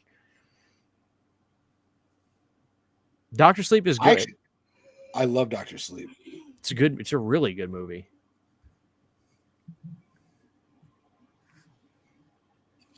Let's move on, gentlemen. Y'all ready? Any guesses at number 4, Brandon? Brandon, give me a random movie like Children of the Corn. You think that's gonna be number 4? I think The Night Flyer will be number 4. All right, Cody, what's your guess? Number 4 is going to be. The Langoliers. Yeah, I don't know. What about The Stand, Cody? You want to go with The Stand? No, Cody's I'm going going with with The Storm of the Century. I'm going That's a with classic. Misery. All right, here we go. Number 4, Night Flyer. Carrey. I knew it. I knew it. Nobody I told can. y'all. Hey, Cody, You knew about Cody, it. we can't be upset about. I Carrey, forgot. I forgot about Carrie. right? We can't be upset No. about Carrey. Carrie's Forgot trash. about Drew. What are you talking about? Carrie does have some really creepy stuff in that movie. I like the remake as well. The remake What? is good. The remake was good. Dude. The remake It really is was good. trash. Carrie to the Rage was good too, though. So let's not. Yeah, I every like it. Carrie No, movie was listen. good. Carrie to the Rage is way better than the remake. I swear to God, even I swear to God, there was a TV movie of Carrey too, and it was not bad either. I swear to God, there was a TV movie of Carrey, and it was not terrible. There was, Yeah. like, I think in 2002 or something. Yeah, and it was not bad. I remember watching it and be like, this doesn't suck. Mhm. Yeah. Cody or Christian's missing out on everything. He doesn't believe in the power of Carrey. I love Carrey too. This list would have been a lot different, I feel like, or should be a lot different. Listen, Mike Flanagan needs to stop doing goddamn television. Nobody gives a rat's ass about television series. Yeah, I'm sick of television. All right, Cody, what's your guess for number 3? Misery. Misery, Brandon. Let's Let's do a clean sweep for Misery, Brandon. Maximum Overdrive, I think. All right, here we go. I'm gonna stick with Children of the Corn. Here we go. Hey, Cody got it right. Children of the Corn is not going to be on this list, dude. It should be, Brandon. No, Part 4 it's should be not on gonna. this list. If Misery is right now, there's not going to be Children of the Corn. What do you mean that's not going to be a Children of the Corn? The next is Shawshank Redemption. It's Shawshank and Shining for sure. And Shining, yeah. Do you know what? I don't think The Shining is going to make it. People would. Oh, it's The Shining from Simpsons. That'd be better. Have they got any? Let me ask you guys this: have they got any of these right, in your opinion? No. Me neither. I think it's a trash list. Misery This might is be an my AI favorite. list for sure. It is AI. There's no way Anyway. there's real people working for IGN, dude. There's no way. All right, Cody, vote for number 2. Brandon. It's 2 is Shawshank. going to be I'm gonna say Pet Cemetery, number 2. sometimes they don't come back, or sometimes they come back. Part 2 is going to be the Stop, number 2. Brandon. Stop it. Be serious for a second. I'm being serious. All right. Sometimes they come back for Brandon. I'm saying Pet Part 2. Cemetery. That's What are you that's saying? not What are you number saying, 2. Cody? I'm saying Shawshank. Wow. Oh, So Shawshank is number man. 1. I told y'all this Shawshank was is number 2. 1. I really thought this would be number 1. Jesus Scratch Bruce, his lawnmower man. I hope that's number 1, dude. That'd be- Was that Stephen King? I think so. Lawnmower I don't know. Part 2 is so good. I don't think I've seen part 2. Dude, when part 2 was announced, there's a trailer I have somewhere. It was originally called Lost in Cyberspace. And when the movie came out on shelves, it was called Job's War. I don't know what the fuck happened, but the original subtitle was better. That's all I have to say about that. That was straight to DVD or video, wasn't it? Yeah. What's number 1, guys? Shawshank. Lawnmower Man. I'm gonna stick with Pet Cemetery. Yeah, there it is. This is a bullshit list. I think this list is for people who like him and then they're oh, I had no idea that was him. Or, like, No, this, Well, list, like is those for, 3 this movies. list is for people who wear Crocs.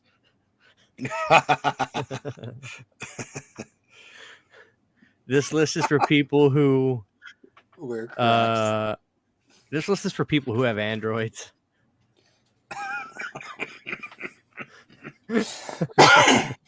Listen, don't be mad because I can accomplish with my phone in 2 seconds what takes you like 38 seconds to do. You can't do Okay. shit with that damn phone. You can't. I can update my phone with the press of a button. You have to like plug in 2 cords to update your phone. Okay, Brandon, dude, take your every shit to a time- goddamn iPhone store to update that bullshit. Every time you show me your phone, it looks like you slammed it with a Louisville Slugger, dude. Well, that's just like drop it off the roof and stuff accidentally. You drop it off the roof accidentally. All right, guys. That was fun. Do y'all want to do? All right, somebody in the chat, if it gets the most upvotes or whatever, one more. We're gonna do another list. We're at 1 hour and 30 minutes. We still got some time for the show. Let's do another list. Let's react to another list. We can do a top 10 Carpenter film list, top 10 Tarantino. That'd be fun. We can do a top 10 Tarantino list. Y'all want to do that? Does the chat want to do Tarantino to settle the score? Well, there's only 9 films right now, but yes. Oh yeah, you're right. Well, 10 technically because Kill Bill is 1 and 2, but he doesn't count them that way. But yeah, we could do the top 10. Let's do Tarantino. Did you guys get Rumpelstiltskin's VHS vinyl and cassette or no? No, I thought about it though, and then I was like, no, I don't need it. And then I saw you unbox it. I was like, okay, I think I need this. They're so cool. I'm not opening the vinyl yet or the cassette, but I haven't opened the VHS tape either. But they're so damn cool looking. Do you know what the record looks like? All right, it's like a spiral, right? It's purple or something. I'm not sure. I didn't. I guess I can open it up right now. I guess. Well, if you don't want to open it, don't open it. I don't know. I'm not gonna. Remember. I'm not saving to resell. By the way, guys, remember at the end of the show, Brandon's going to show us his Scythe. Oh, I can go. Yeah. Oh, you already do the top 10 Tarantino movies ranked by IGN. Here we go. Number 10 is Death Proof. I knew it was going to be Death Proof. See, no, I disagree with this hard. Yeah, Jackie Brown's the worst. Jackie Brown should be number 10, I think. It really should. I'm sorry. I'm Cody. I like Jackie Cody, Brown. He just didn't write it. He didn't write it. You know what I mean? It's not that great. It is great. I like Jackie Brown. I wish he had written the movie. I hate that it's based on a book. He didn't write the script for it though? I'm not really sure. He probably translated it to script, I'm sure, but Death Proof is amazing, but it's his least best movie. I like Death Proof better than Jackie Brown for sure. No, I don't. I don't hate Jackie Brown. No, the fact of the matter is, Hateful Eight. Listen, Cody, let's go to number 9. Oh, get the fuck out of here! See, this is my least favorite from him is Hateful Eight. Look at Samuel Jackson as Cody said that. What you mean? I was just bored with it.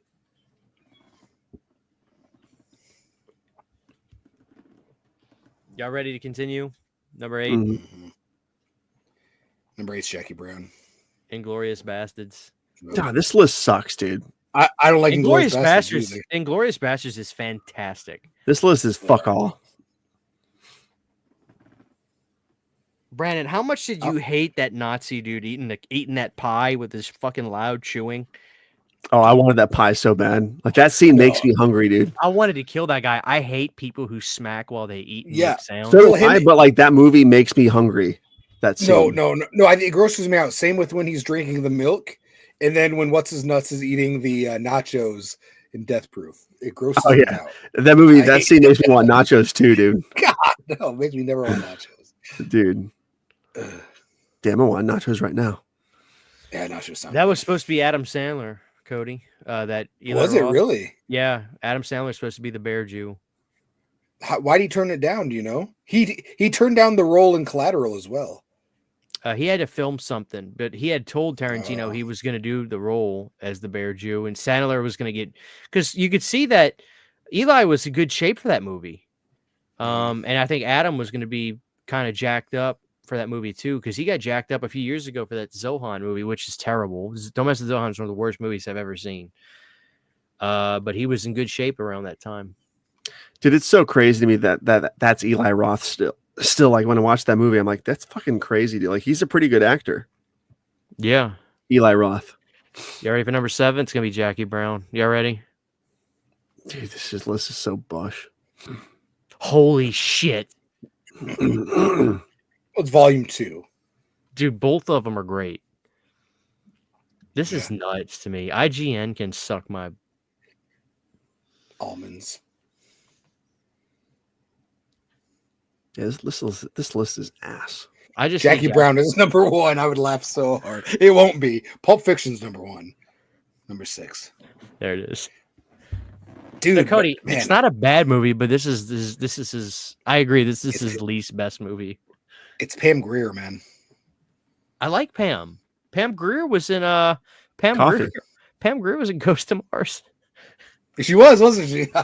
I like Pam Grier. She's a legend. She's an icon. Michael Keaton's in this. That means it's number 1. Number 5, Brandon. I need like a sandwich or something. Django. This list fucking sucks, dude. I'd probably take Jackie Brown over Django. Django's overrated. No, you wouldn't. Yeah, I would too, actually. Django's overrated, Brandon. You can admit that Django's You're overrated. There's no way. Get out of here. Django Unchained is so damn good. Is it as good as Hateful Eight? No. Is it as good as Inglourious Bastards? No, but it's really, really good. Dude, the ending scene where the shootout scene where he's shooting everyone to Tupac. Yeah. It's priceless.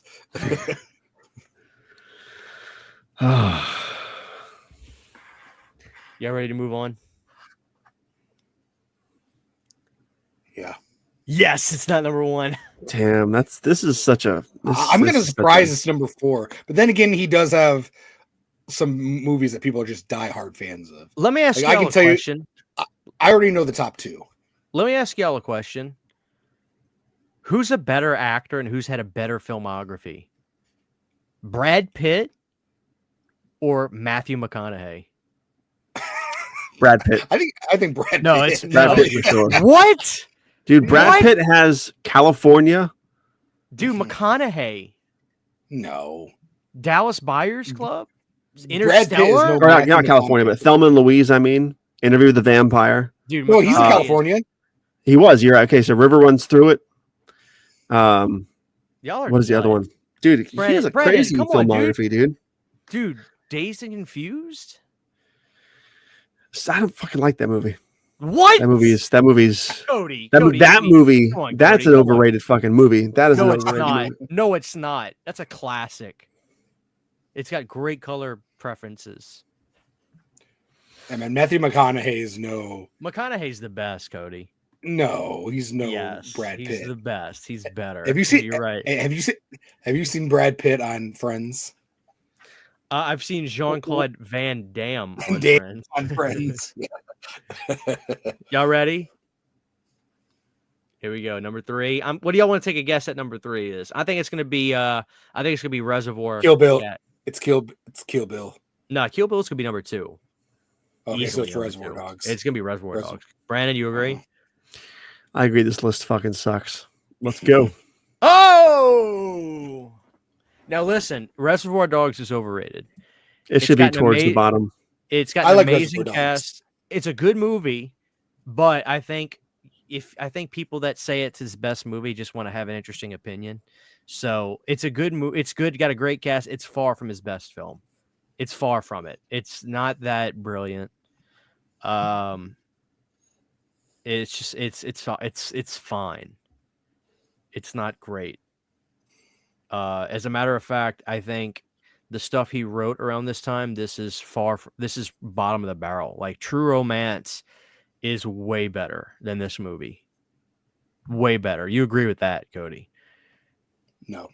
Yeah, but he didn't make True Romance, unfortunately. No, he So wrote it doesn't count, right? And I also think that he wrote what's the movie with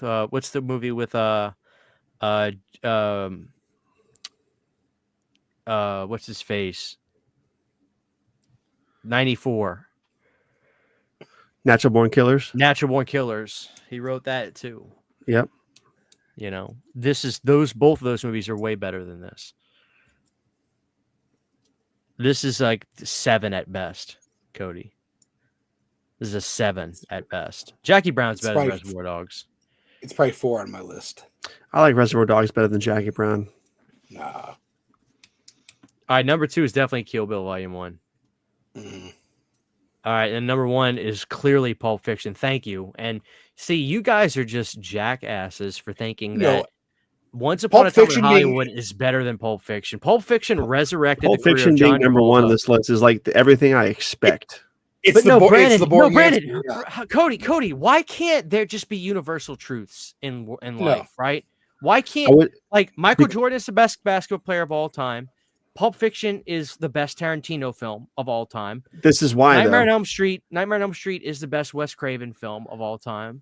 This is why though, because Pulp Fiction was the best, but then Once Upon a Time in Hollywood came out and then it knocked it out of its place. That's exactly why. But Brandon, you see, sometimes I think that Florida air is thick. And it's thick. It's salty. I don't know, guys. What do y'all think in the chat? I think it's that Pulp Fiction has so many fans and it's been around for so much longer, so that's why it's hard to beat a classic. But it's good. Like it's genuinely like the dialogue is legendary. And dude, the Bruce Willis stuff is amazing in that film. I mean, Bruce Willis was like the thing that Bruce Willis did even better than Stallone and Schwarzenegger, Cody, is Bruce Willis could bob and weave throughout movies as the years would go by. He would find himself in the right place at the right time. And Bruce, I think, had a really good idea of where cinema was going, and he had a better feel on pop culture. I really do. I really think Bruce was a better decision maker than both Arnold and Sly.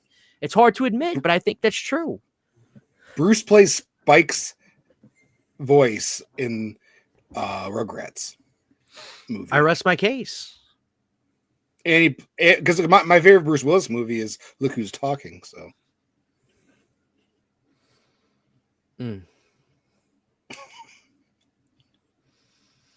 Pulp Fiction is my favorite movie of all time. It's 2.5 hours, but it flies by every single time I rewatch. I agree. It's a classic. It is a classic. Brandon, final thoughts. Do you want another Pibb? Do you need another Pibb? You good? No, I'm good. Cody, final thoughts. I haven't even. No, that's about. Brandon, do you prefer Children of the Corn: The Gathering over Halloween 5: The Revenge of Michael Myers? No. Okay. Are we ready for the Scythe? How are we feeling about that, ladies and gentlemen? Yeah. We're at 1 hour and 45. We're about to hit the 2 hour mark. It's right when we wrap it up. We try to have a main event for the show. I think people were asking about the pumpkins. If we can get an update, maybe. Okay. On the pumpkins. Yeah, my phone's in the kitchen. Let me go grab it. It's charging. Let me mute this and go grab that and jump on. Okay, go ahead. Look at Brandon's hand is distracting me there.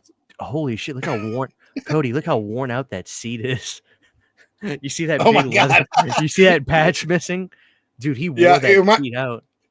It reminds me of like the '90s when you go into the garage and it's like your dad or your uncle's like workbench or whatever.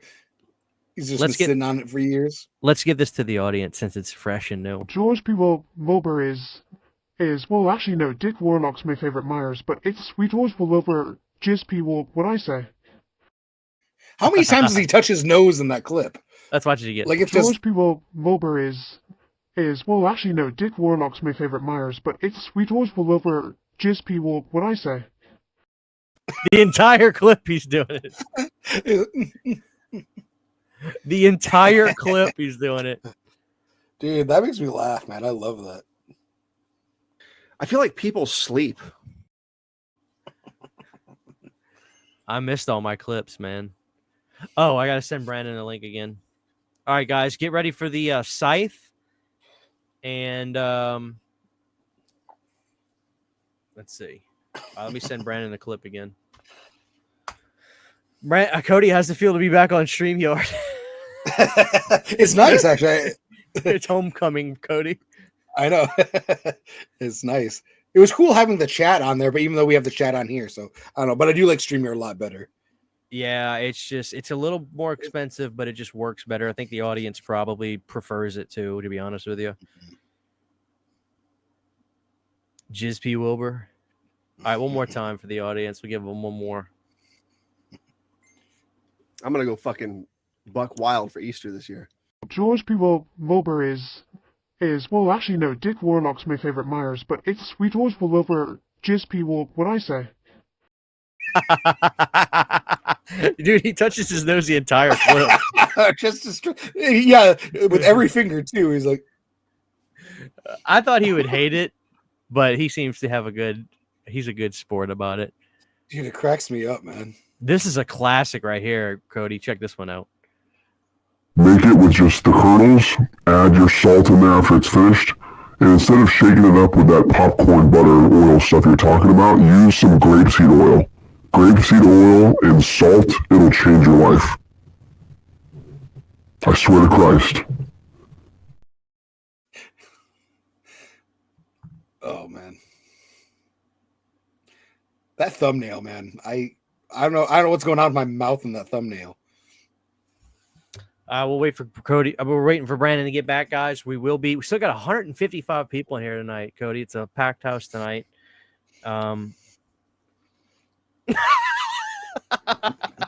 I feel like you open your refrigerator and here we are.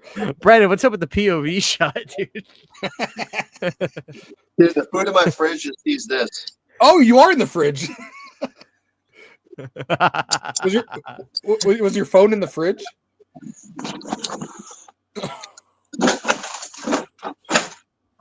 Give me 1 second.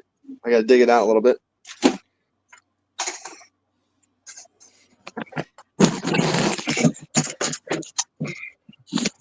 Damn, it's stuck back there. Give me 1 second. All right, while he's doing that, one more time for the audience.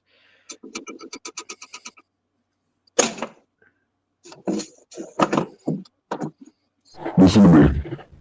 The next time you have to theater, buy a box of milk duds or sneak them in, and go to the hot butter and drizzle it all into the box of milk duds. It is the best thing you'll ever have in your life. That's 90s. That's 90s Dateline right there. It's the whistleblower.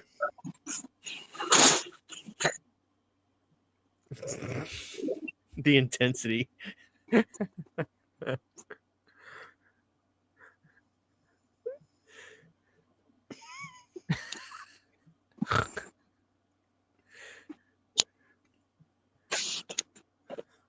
Look like Oh my god, Wow. dude, that is a scythe, dude. That's the Gathering scythe.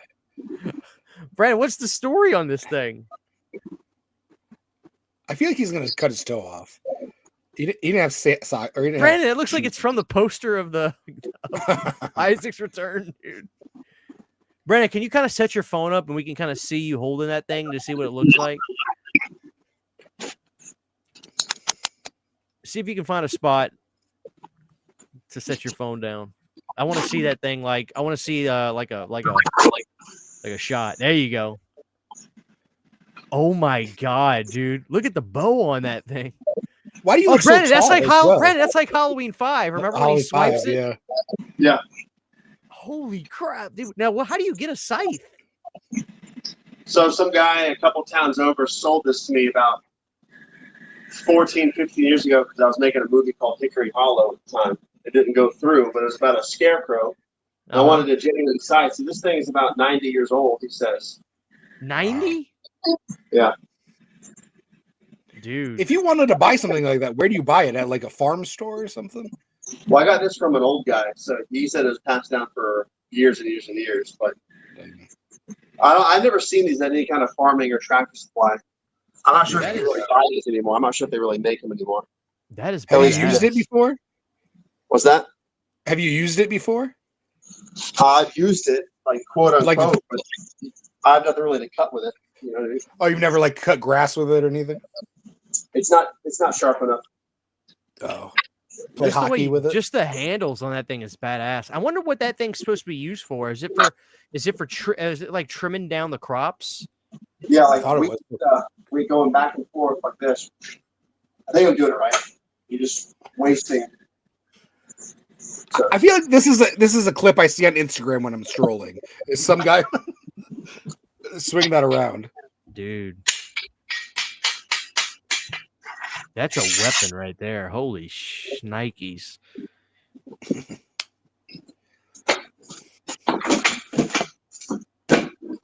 oh yeah. All right, I think so. The only other thing now is just to get an update on the pumpkins when you get a second.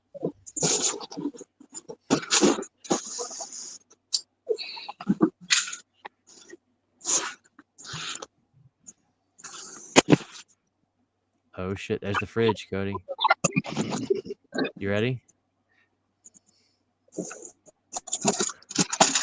Oh my god! Now, Brandon, that's the one that's like 3 years old now, huh? Yeah. Dude, that one looks great. That's a great design on that one. Why does that one look? That's different? from our first. This is our first pumpkin carving from 2 years ago. Why does that one look like it's warping? I don't know. Oh, it's not? No. I like that one. Yeah. Very nice. Mexico. What are those? Yeah, those are pretty good. They are good. Now, Brad, let me ask you this: do you have a Tombstone? Brandon, do you have pool lights at night? Like, do you have lights in the pool that kind of? I think We everybody do, does, but they're don't they? broken. I got to replace the light right now, so it doesn't work. Unfortunately. I remember your backyard was amazing when you showed it to us that one time. Yeah, thank you. Like, it looks so cozy. Oh, it kicks ass. It's just I got to fix the light back there. I got to clean my garage, as you can see. So. Are you working on any masks right now? Is that you? No. You look like Jim Carrey. Who was it?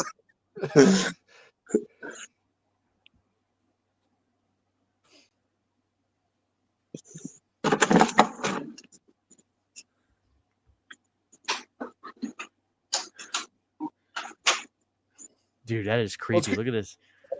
It's good to see your Christmas. The Christmas lights are good. Oh, no, man. Look at that, Cody. He's got garland up. Yeah. The Edmonds. Oh shit! The box donuts.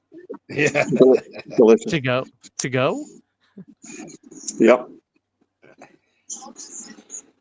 We're heading back in. Oh, we're going back. Going outside, Cody.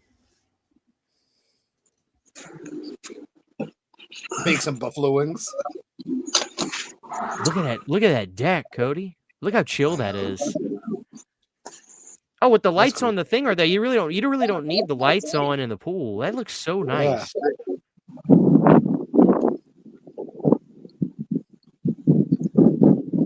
Brandon, how close up is the water to the edge of your deck right there? I think it's right there. Yeah, it's like 2 feet right off the rocks right there. That's crazy. Does that ever freak you out? Yeah, it gets really bad in hurricanes. Like this seawall right here, the white seawall, I don't know if you can see it, was completely washed away in Hurricane Irma. So the water was level with the river in the backyard for a couple days. It was really freaky. It does look like the pool in Paranormal Activity, too.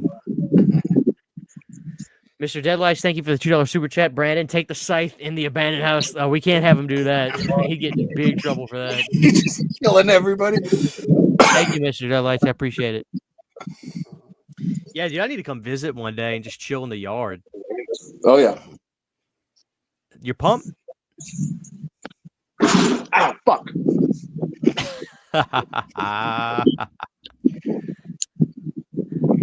Yeah, Brandon, one of these days, like this summer when we do a show, you do need to set the camera up and we need to end the show with you doing a cannonball in the pool. I'll do it.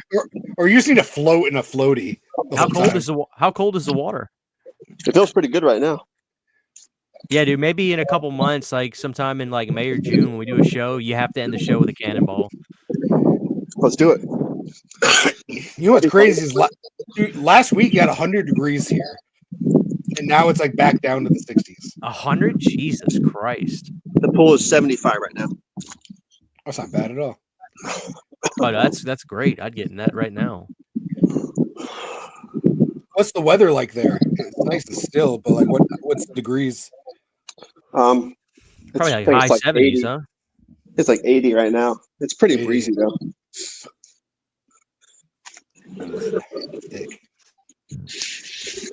Very, very cool.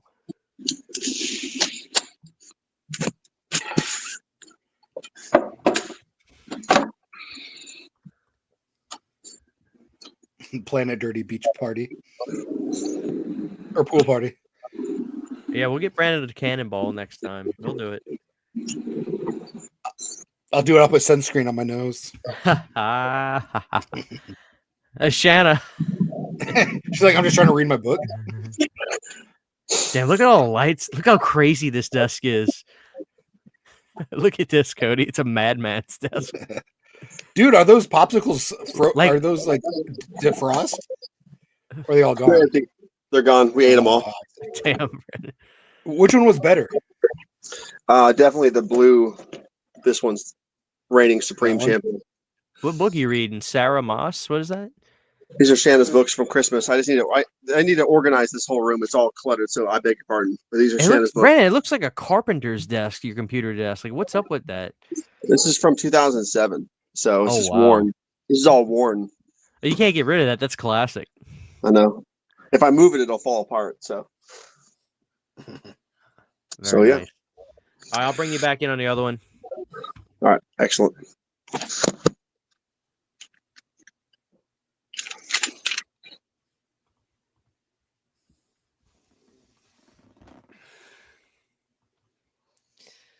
Man, what a show. We just hit the Colors 2-hour deep. mark. Crowded house tonight, guys. We stayed at 160 people all night. I think they missed us. I had a great time tonight. What a chill show. Had some fun, talked about some movies. Just chilled. Brandon's the only one who did the Pibb, but at least we actually had somebody drinking Pibb. I tried. Watch, I'll find it tomorrow. I'll stop off and go check the gas station somewhere random, or I won't even be looking for it, and I'll find it. I'll still grab one if I see it. You can see how much of a delay it is by watching Christian's TV in the background. Like Brandon hasn't gotten up on the show yet. There he is. Mm-hmm. I guess there's a good buffer there. I don't know what we can do between those buffers, though. But any final thoughts, guys? What y'all want to promote?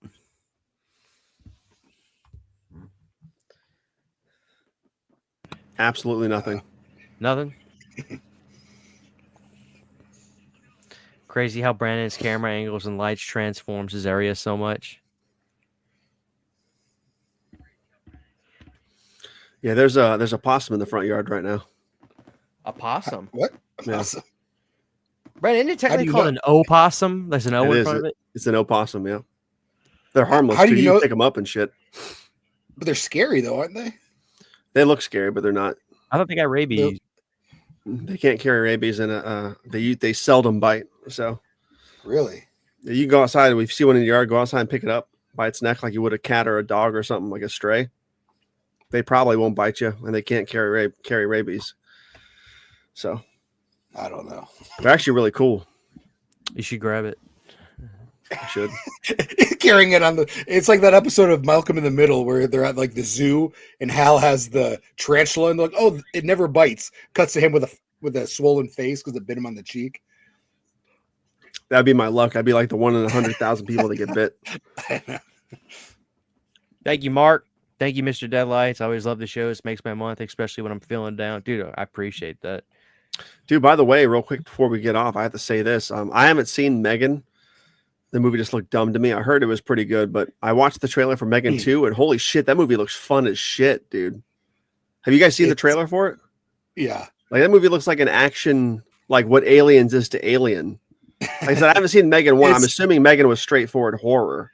This movie looks like an action comedy, crazy shit. Like, the movie looks fucking like an acid trip. I'm definitely they definitely turned it up to 11 on this. Yeah, so I might need to go watch the first one now. Megan's not bad. I watched it. I love the first one. Yeah, I thought I was gonna hate it, and I thought it was way smarter than I was initially thinking it was gonna be.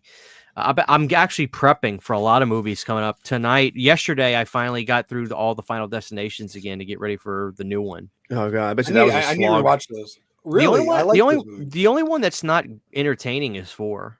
I haven't seen 4 or 5. I like 1, 2, and 3. Listen, 5 is not as good as 1, 2, and 3, but it is a breath of fresh air after 4. And the bridge scene in 5 is awesome. Yeah. Which one? So the one that has the worst the death, I think, is the craziest is the gymnastics. That's the last one, right? The gymnastics death. You know what? They're all running together, but I'm actually shocked you didn't say the car crash in 2, because that's what everybody says. It is fucked up. No, I'm talking about like just the single most like that gets me all the time when I watch that scene. I think that's the worst death scene where she breaks her neck and back. I know what you're talking about, but I can't remember. I don't remember what movie it is. There's so many great moments from the films. I think the fan. Yeah, I think the fan favorite is 2 though. Well, the greatest opening kill is. I like 2 and 3 better than 1. 1's great, man. 1 really is I saw good. 1 in theaters and it really freaked me out. I saw 2 in theaters. But Brandon, you need to see 5. It's way better than 4. 4 isn't good, but 4 is the one that's called just The Final Destination, right? And 4. then it goes back to Final Destination 5. What a weird naming. Well, it's just stupid. It's stupid. I don't remember know why they do that. What's the big death in that one? The 4th one is the opening. It's at a NASCAR style. Oh, racetrack. Yeah. Yeah, it's. I said this the other night too. The acting's just piss poor in 4. So- There's some moments in it, but 5 is got some different turns in the story. Which And one 5 has is good? Which one has Bubba from Forrest 4. Gump? 4. Okay. Are those it's movies just bad. implying? Are they implying that Tony Todd himself is death himself in the movie? Is that what they're trying to imply? He's like the Grim Reaper though. Like he's the guy that kind of winks at the audience and he's like, count But he's you not can't actually avoid it. supposed to be. No, he Yeah. explained. Yeah, he's the person explaining everything to everybody. He's just. So I remember seeing part 2 or part 1. I was like, I wonder if they're supposed to. He has they're a trying bigger- to say he actually is the embodiment of death or not. It's like because of like he's like a mortician and stuff like this. Mhm. He has like the knowledge, if you will, but they don't really give it too much. But when Tony hits the screen, and even in like 5, when Tony hits the screen, it's amazing.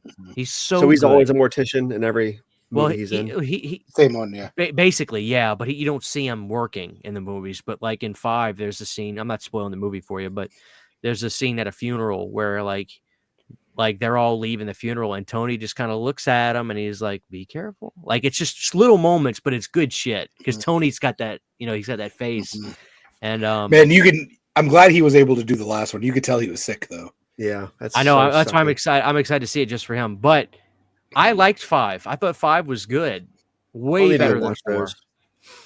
I need to go watch them. I still think the most iconic shot from any of the movies that I've seen is, I think it's part 2 where you see the skeleton silhouette shadow, the hand.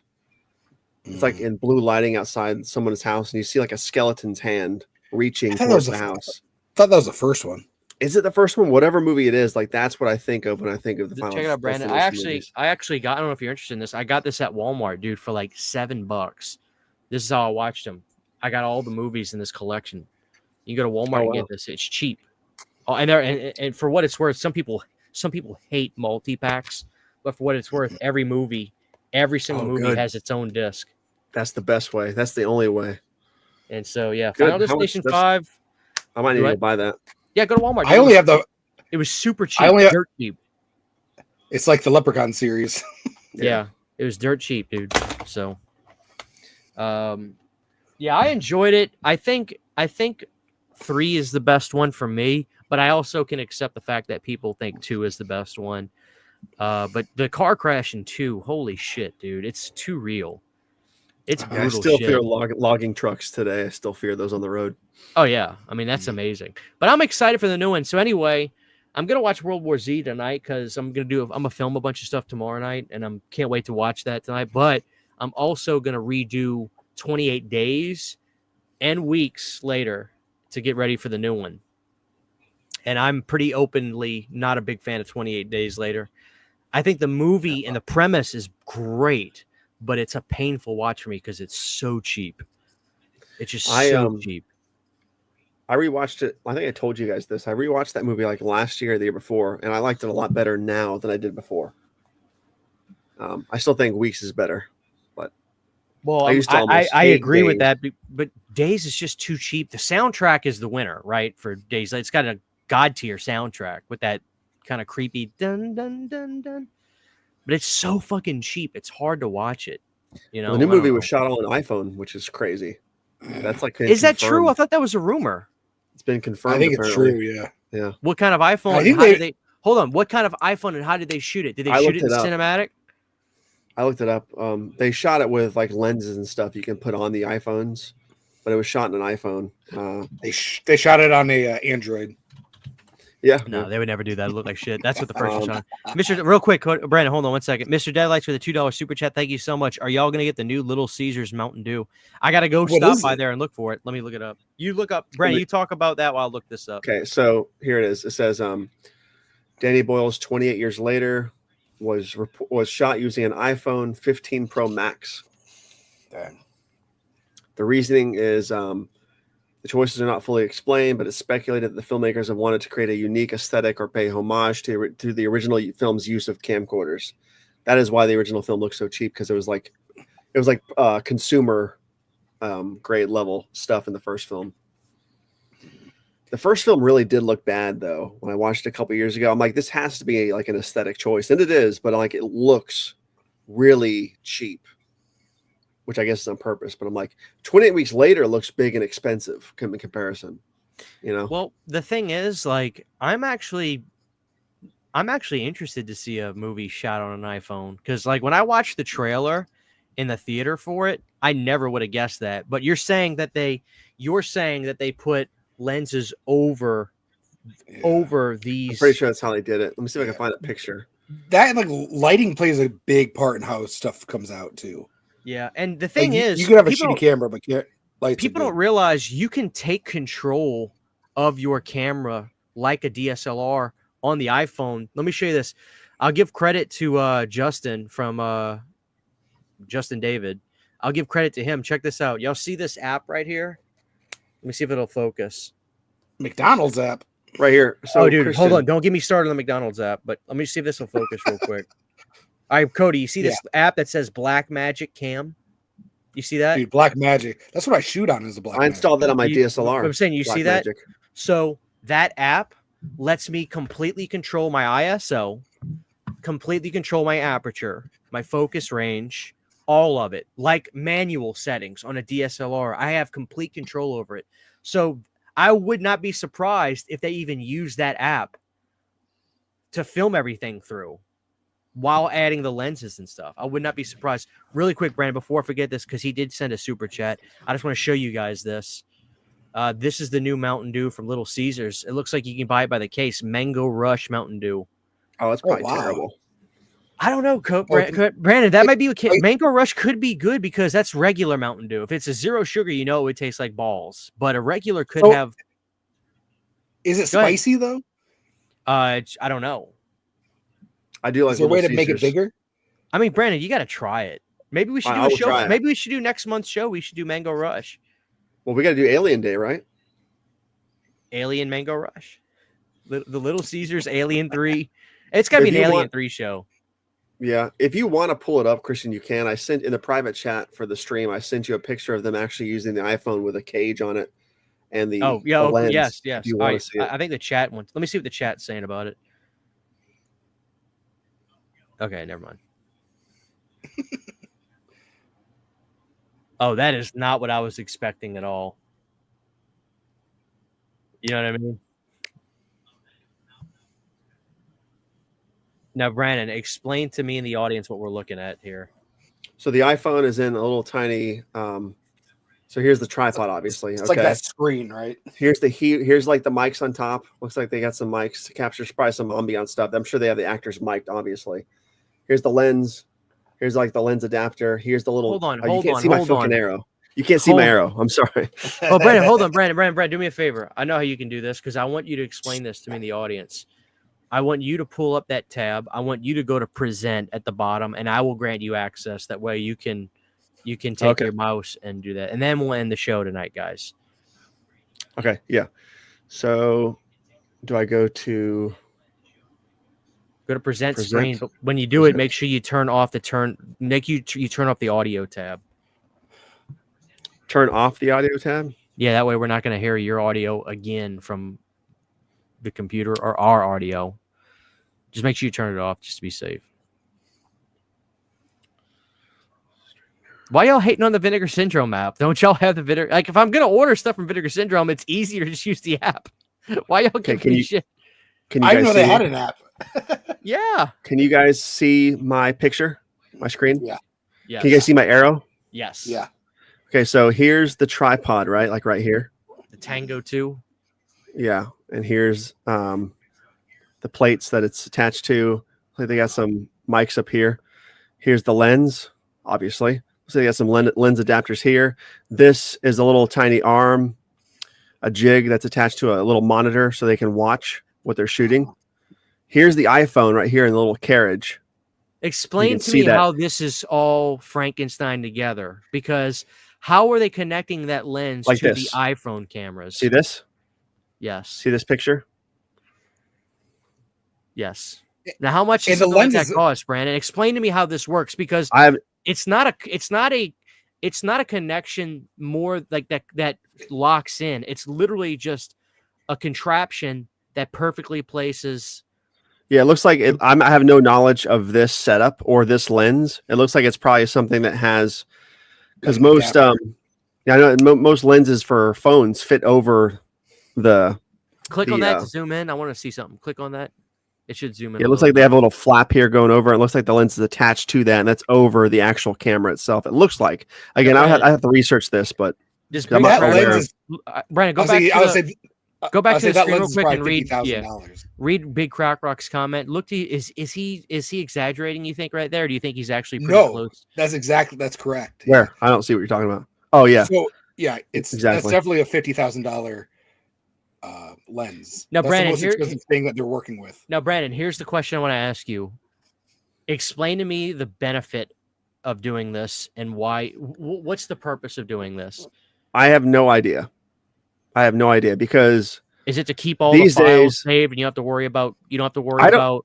Because I have no idea. Because Brandon, they have a monitor hooked up to that as well. They've got to be just dumping footage left and right. It's probably all just being saved to a hard drive, not even on the phone, obviously. But like, I just don't see the benefit of this. Like, you can, if you want to shoot with prosumer stuff, buy a full frame mirrorless FX3. Well, Brandon, there's like $3-4 grand a piece, and why would you want to shoot with a cell phone? I just don't see any benefit in this. I'll tell you this, Brandon. I can't wait to get this on Blu-ray or 4K so I can look up I hope it has a making of, because I am so invested in.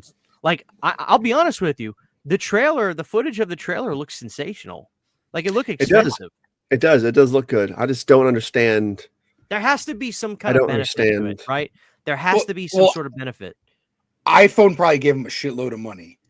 Yeah, and it's probably, I'm sure it's part of an experiment to try and reduce the cost of equipment, because if you're spending a few grand on a lens but not a camera body, maybe that's, but still, I mean, like I said, they're going to be dumping footage constantly. Like, and lenses are and always, I'm sure they're like me, Brandon. The way they're filming, I have the 500 gig iPhone. You can get 120 gig, a 280, or a 500 gig. I have the 500 gig, so they can probably just keep the camera rolling on that fucking iPhone too, right? Like, they can. That's probably one of the benefits. They can keep it just constantly rolling. I'll be curious to see how it looks on a big screen. To see if there's any, like, I'm gonna look for all the dark spots, because even with, I mean, they're shooting 4K clearly. I mean, for sure, but like, I want to see if there's 4K. Any kind of like how much digital noise I can see, if any at all. You know what I mean? Just like from the, I don't know. They can, like I said, I'm not too familiar with iPhone video footage, especially new iPhone stuff at all. So I'm so interested in seeing this now. Just seeing the way they shot that. That's so cool to me. I feel like someone like me or Brandon would use an iPhone to film, but that's us doing like guerrilla filming. Mm-hmm. Like, that's perfect for guerrilla filming. I mean, not with all that attachment on it. I'll be honest with you. There is a part of me, guys, that wish I didn't know this at all, because then I would, like, imagine not knowing, hey, what you just saw was filmed with an iPhone instead of a $6,000 camera body. Like, imagine not knowing that. That's going to be it. But anyway, like, I'm all for it. I mean, technology is technology. And I mean, you know, I don't care if it's shot digitally or on film anymore nowadays. I used to kind of be like, film or nothing, but I think that's silly. I don't think that's practical at all. Film is so goddamn expensive. So I'm excited now. Shot a movie on an iPhone too, like Insane or whatever it was called, or Sane. That movie, Sane. Really? Yeah, that was all shot on iPhone. Steven Soderbergh. Yeah, right. You know what? I know he's joking, Brandon, but honestly, I think you'd be surprised how well the natural colors are just from iPhone cameras. Well, color timing is a different thing. It's color grading is, digital. Color timing is a photochemical process. But Brandon, let me ask you something about this. Just throwing it out there. But let me ask you something about this, Brandon. I, as a musician, this is the way it is when I record music. Every time I'm in the studio with my bands, there's always the notions of, we'll fix this in post. We'll fix that in post. Mm-hmm. But the way you get a good recording is always to get the best quality and the closest sound to what you want on the recording. Well, yeah, you should always never No. relying on what the computers can edit and do. You Is should- it the same with color? Is it the same with filming and that sort of thing? That is what I was Temperature and taught stuff in like film that. school. Nowadays, everybody thinks that, especially if you're shooting with digital, which most people are, shoot it all S-Log, flat grays, and color it in post-production. It'll save you time on set. You can choose a look afterwards, just drop a LUT on there and have everything color graded. I think it's sloppy. I think it's lazy. I think it's why movies look so bad today. Because back in the 70s, 80s, 90s, 2000s, 2010s, even a little bit, you were lighting scenes on sets. Every single shot was lit a different way to make the best possible art on screen you could do on the set. Now you can just light it brightly lit everywhere and do all the shadows, contrasts, color grading in post, and not worry fuck all about the actual art while you're doing it on the movie, because you want to move fast as possible. That's, I think, why films look so flat and ugly today. Most movies look flat and ugly. It's the producers that say, let's fix it in post, or you can fix it in post. Yeah, I think the producers. Shooting an S-Log, you're getting a lot of information. I get it. But like, I rather do it all in camera if you can, if you have the time. It's better. And no, Zach, no, you're good. I'm actually glad you said that, because it gives Brandon to actually talk about, because he went to school for this, Zach. So it actually gives Brandon a chance, because I'm always interested in picking Brandon's brain about that sort of stuff. You're fine. Yeah, but that's interesting. I'm excited for this now, man. It's just, it's a stretch. I mean, they're not lying saying they're shot on an iPhone, but I mean, it's not like they just went like this. Yeah, that'd be even funnier. That I would be want better, to though. see. That I do want to see. So, Cody, do you have anything? Brandon said he didn't have anything he wanted to promote, but guys, you know where to find him. youtube.com/ChabatoVision. Go check him out. Cody, is there anything you want to promote before we get out of here? Nope, not a thing. Are you joking, or are you legit? Because I want to make sure you guys. Oh yeah. I have nothing coming out. Okay. With that being said, guys, thank you for having fun with us tonight. This was Planet Dirty, the Demon Slug from Jason Goes to Hell interview, Dr. Pibb show. It's so funny how off, like, not off base is the word, but like how much the only one who was able to even drink this stuff was Brandon, because it's probably a fucking local drink that he gets and nowhere else gets it. I saw in the comments earlier a bunch of people saying, yeah, I don't get that stuff either. So I don't feel so bad, because I tried, Cody. I drove an hour away today just looking for it. I can't tell Brandon to pick the soda anymore, because he's going to start. You need to do a Shasta. Though. What? If anything, the audience just know who's dedicated now. They know who's dedicated to Planet Dirty and who's not. I kept seeing Big Red, though. I was like, dang, Big Red's everywhere. Though. Big Red's a good. I still have that thumbnail, the 96 Crypt Keeper. Yeah, I still have that thumbnail. Yeah, I look at that thumbnail from time to time. All right, guys, with that being said, thank you all for hanging out with us tonight. I hope you enjoy the show. Do me a favor. If you haven't, please drop a like on the show. Go check out Cody at Dude Who Loves Movies. Go check out Brandon at Tabato Vision TV, Tabato Tunes, and Brandon Tabato. Go show him some support over there. And Tabato Eats. So, do you have that channel for real? No, not yet. But okay. we'll see. With that, I say Mongolian beef. It is off the chain. It's crispy. Dude, it's fantastic. That shit is fantastic.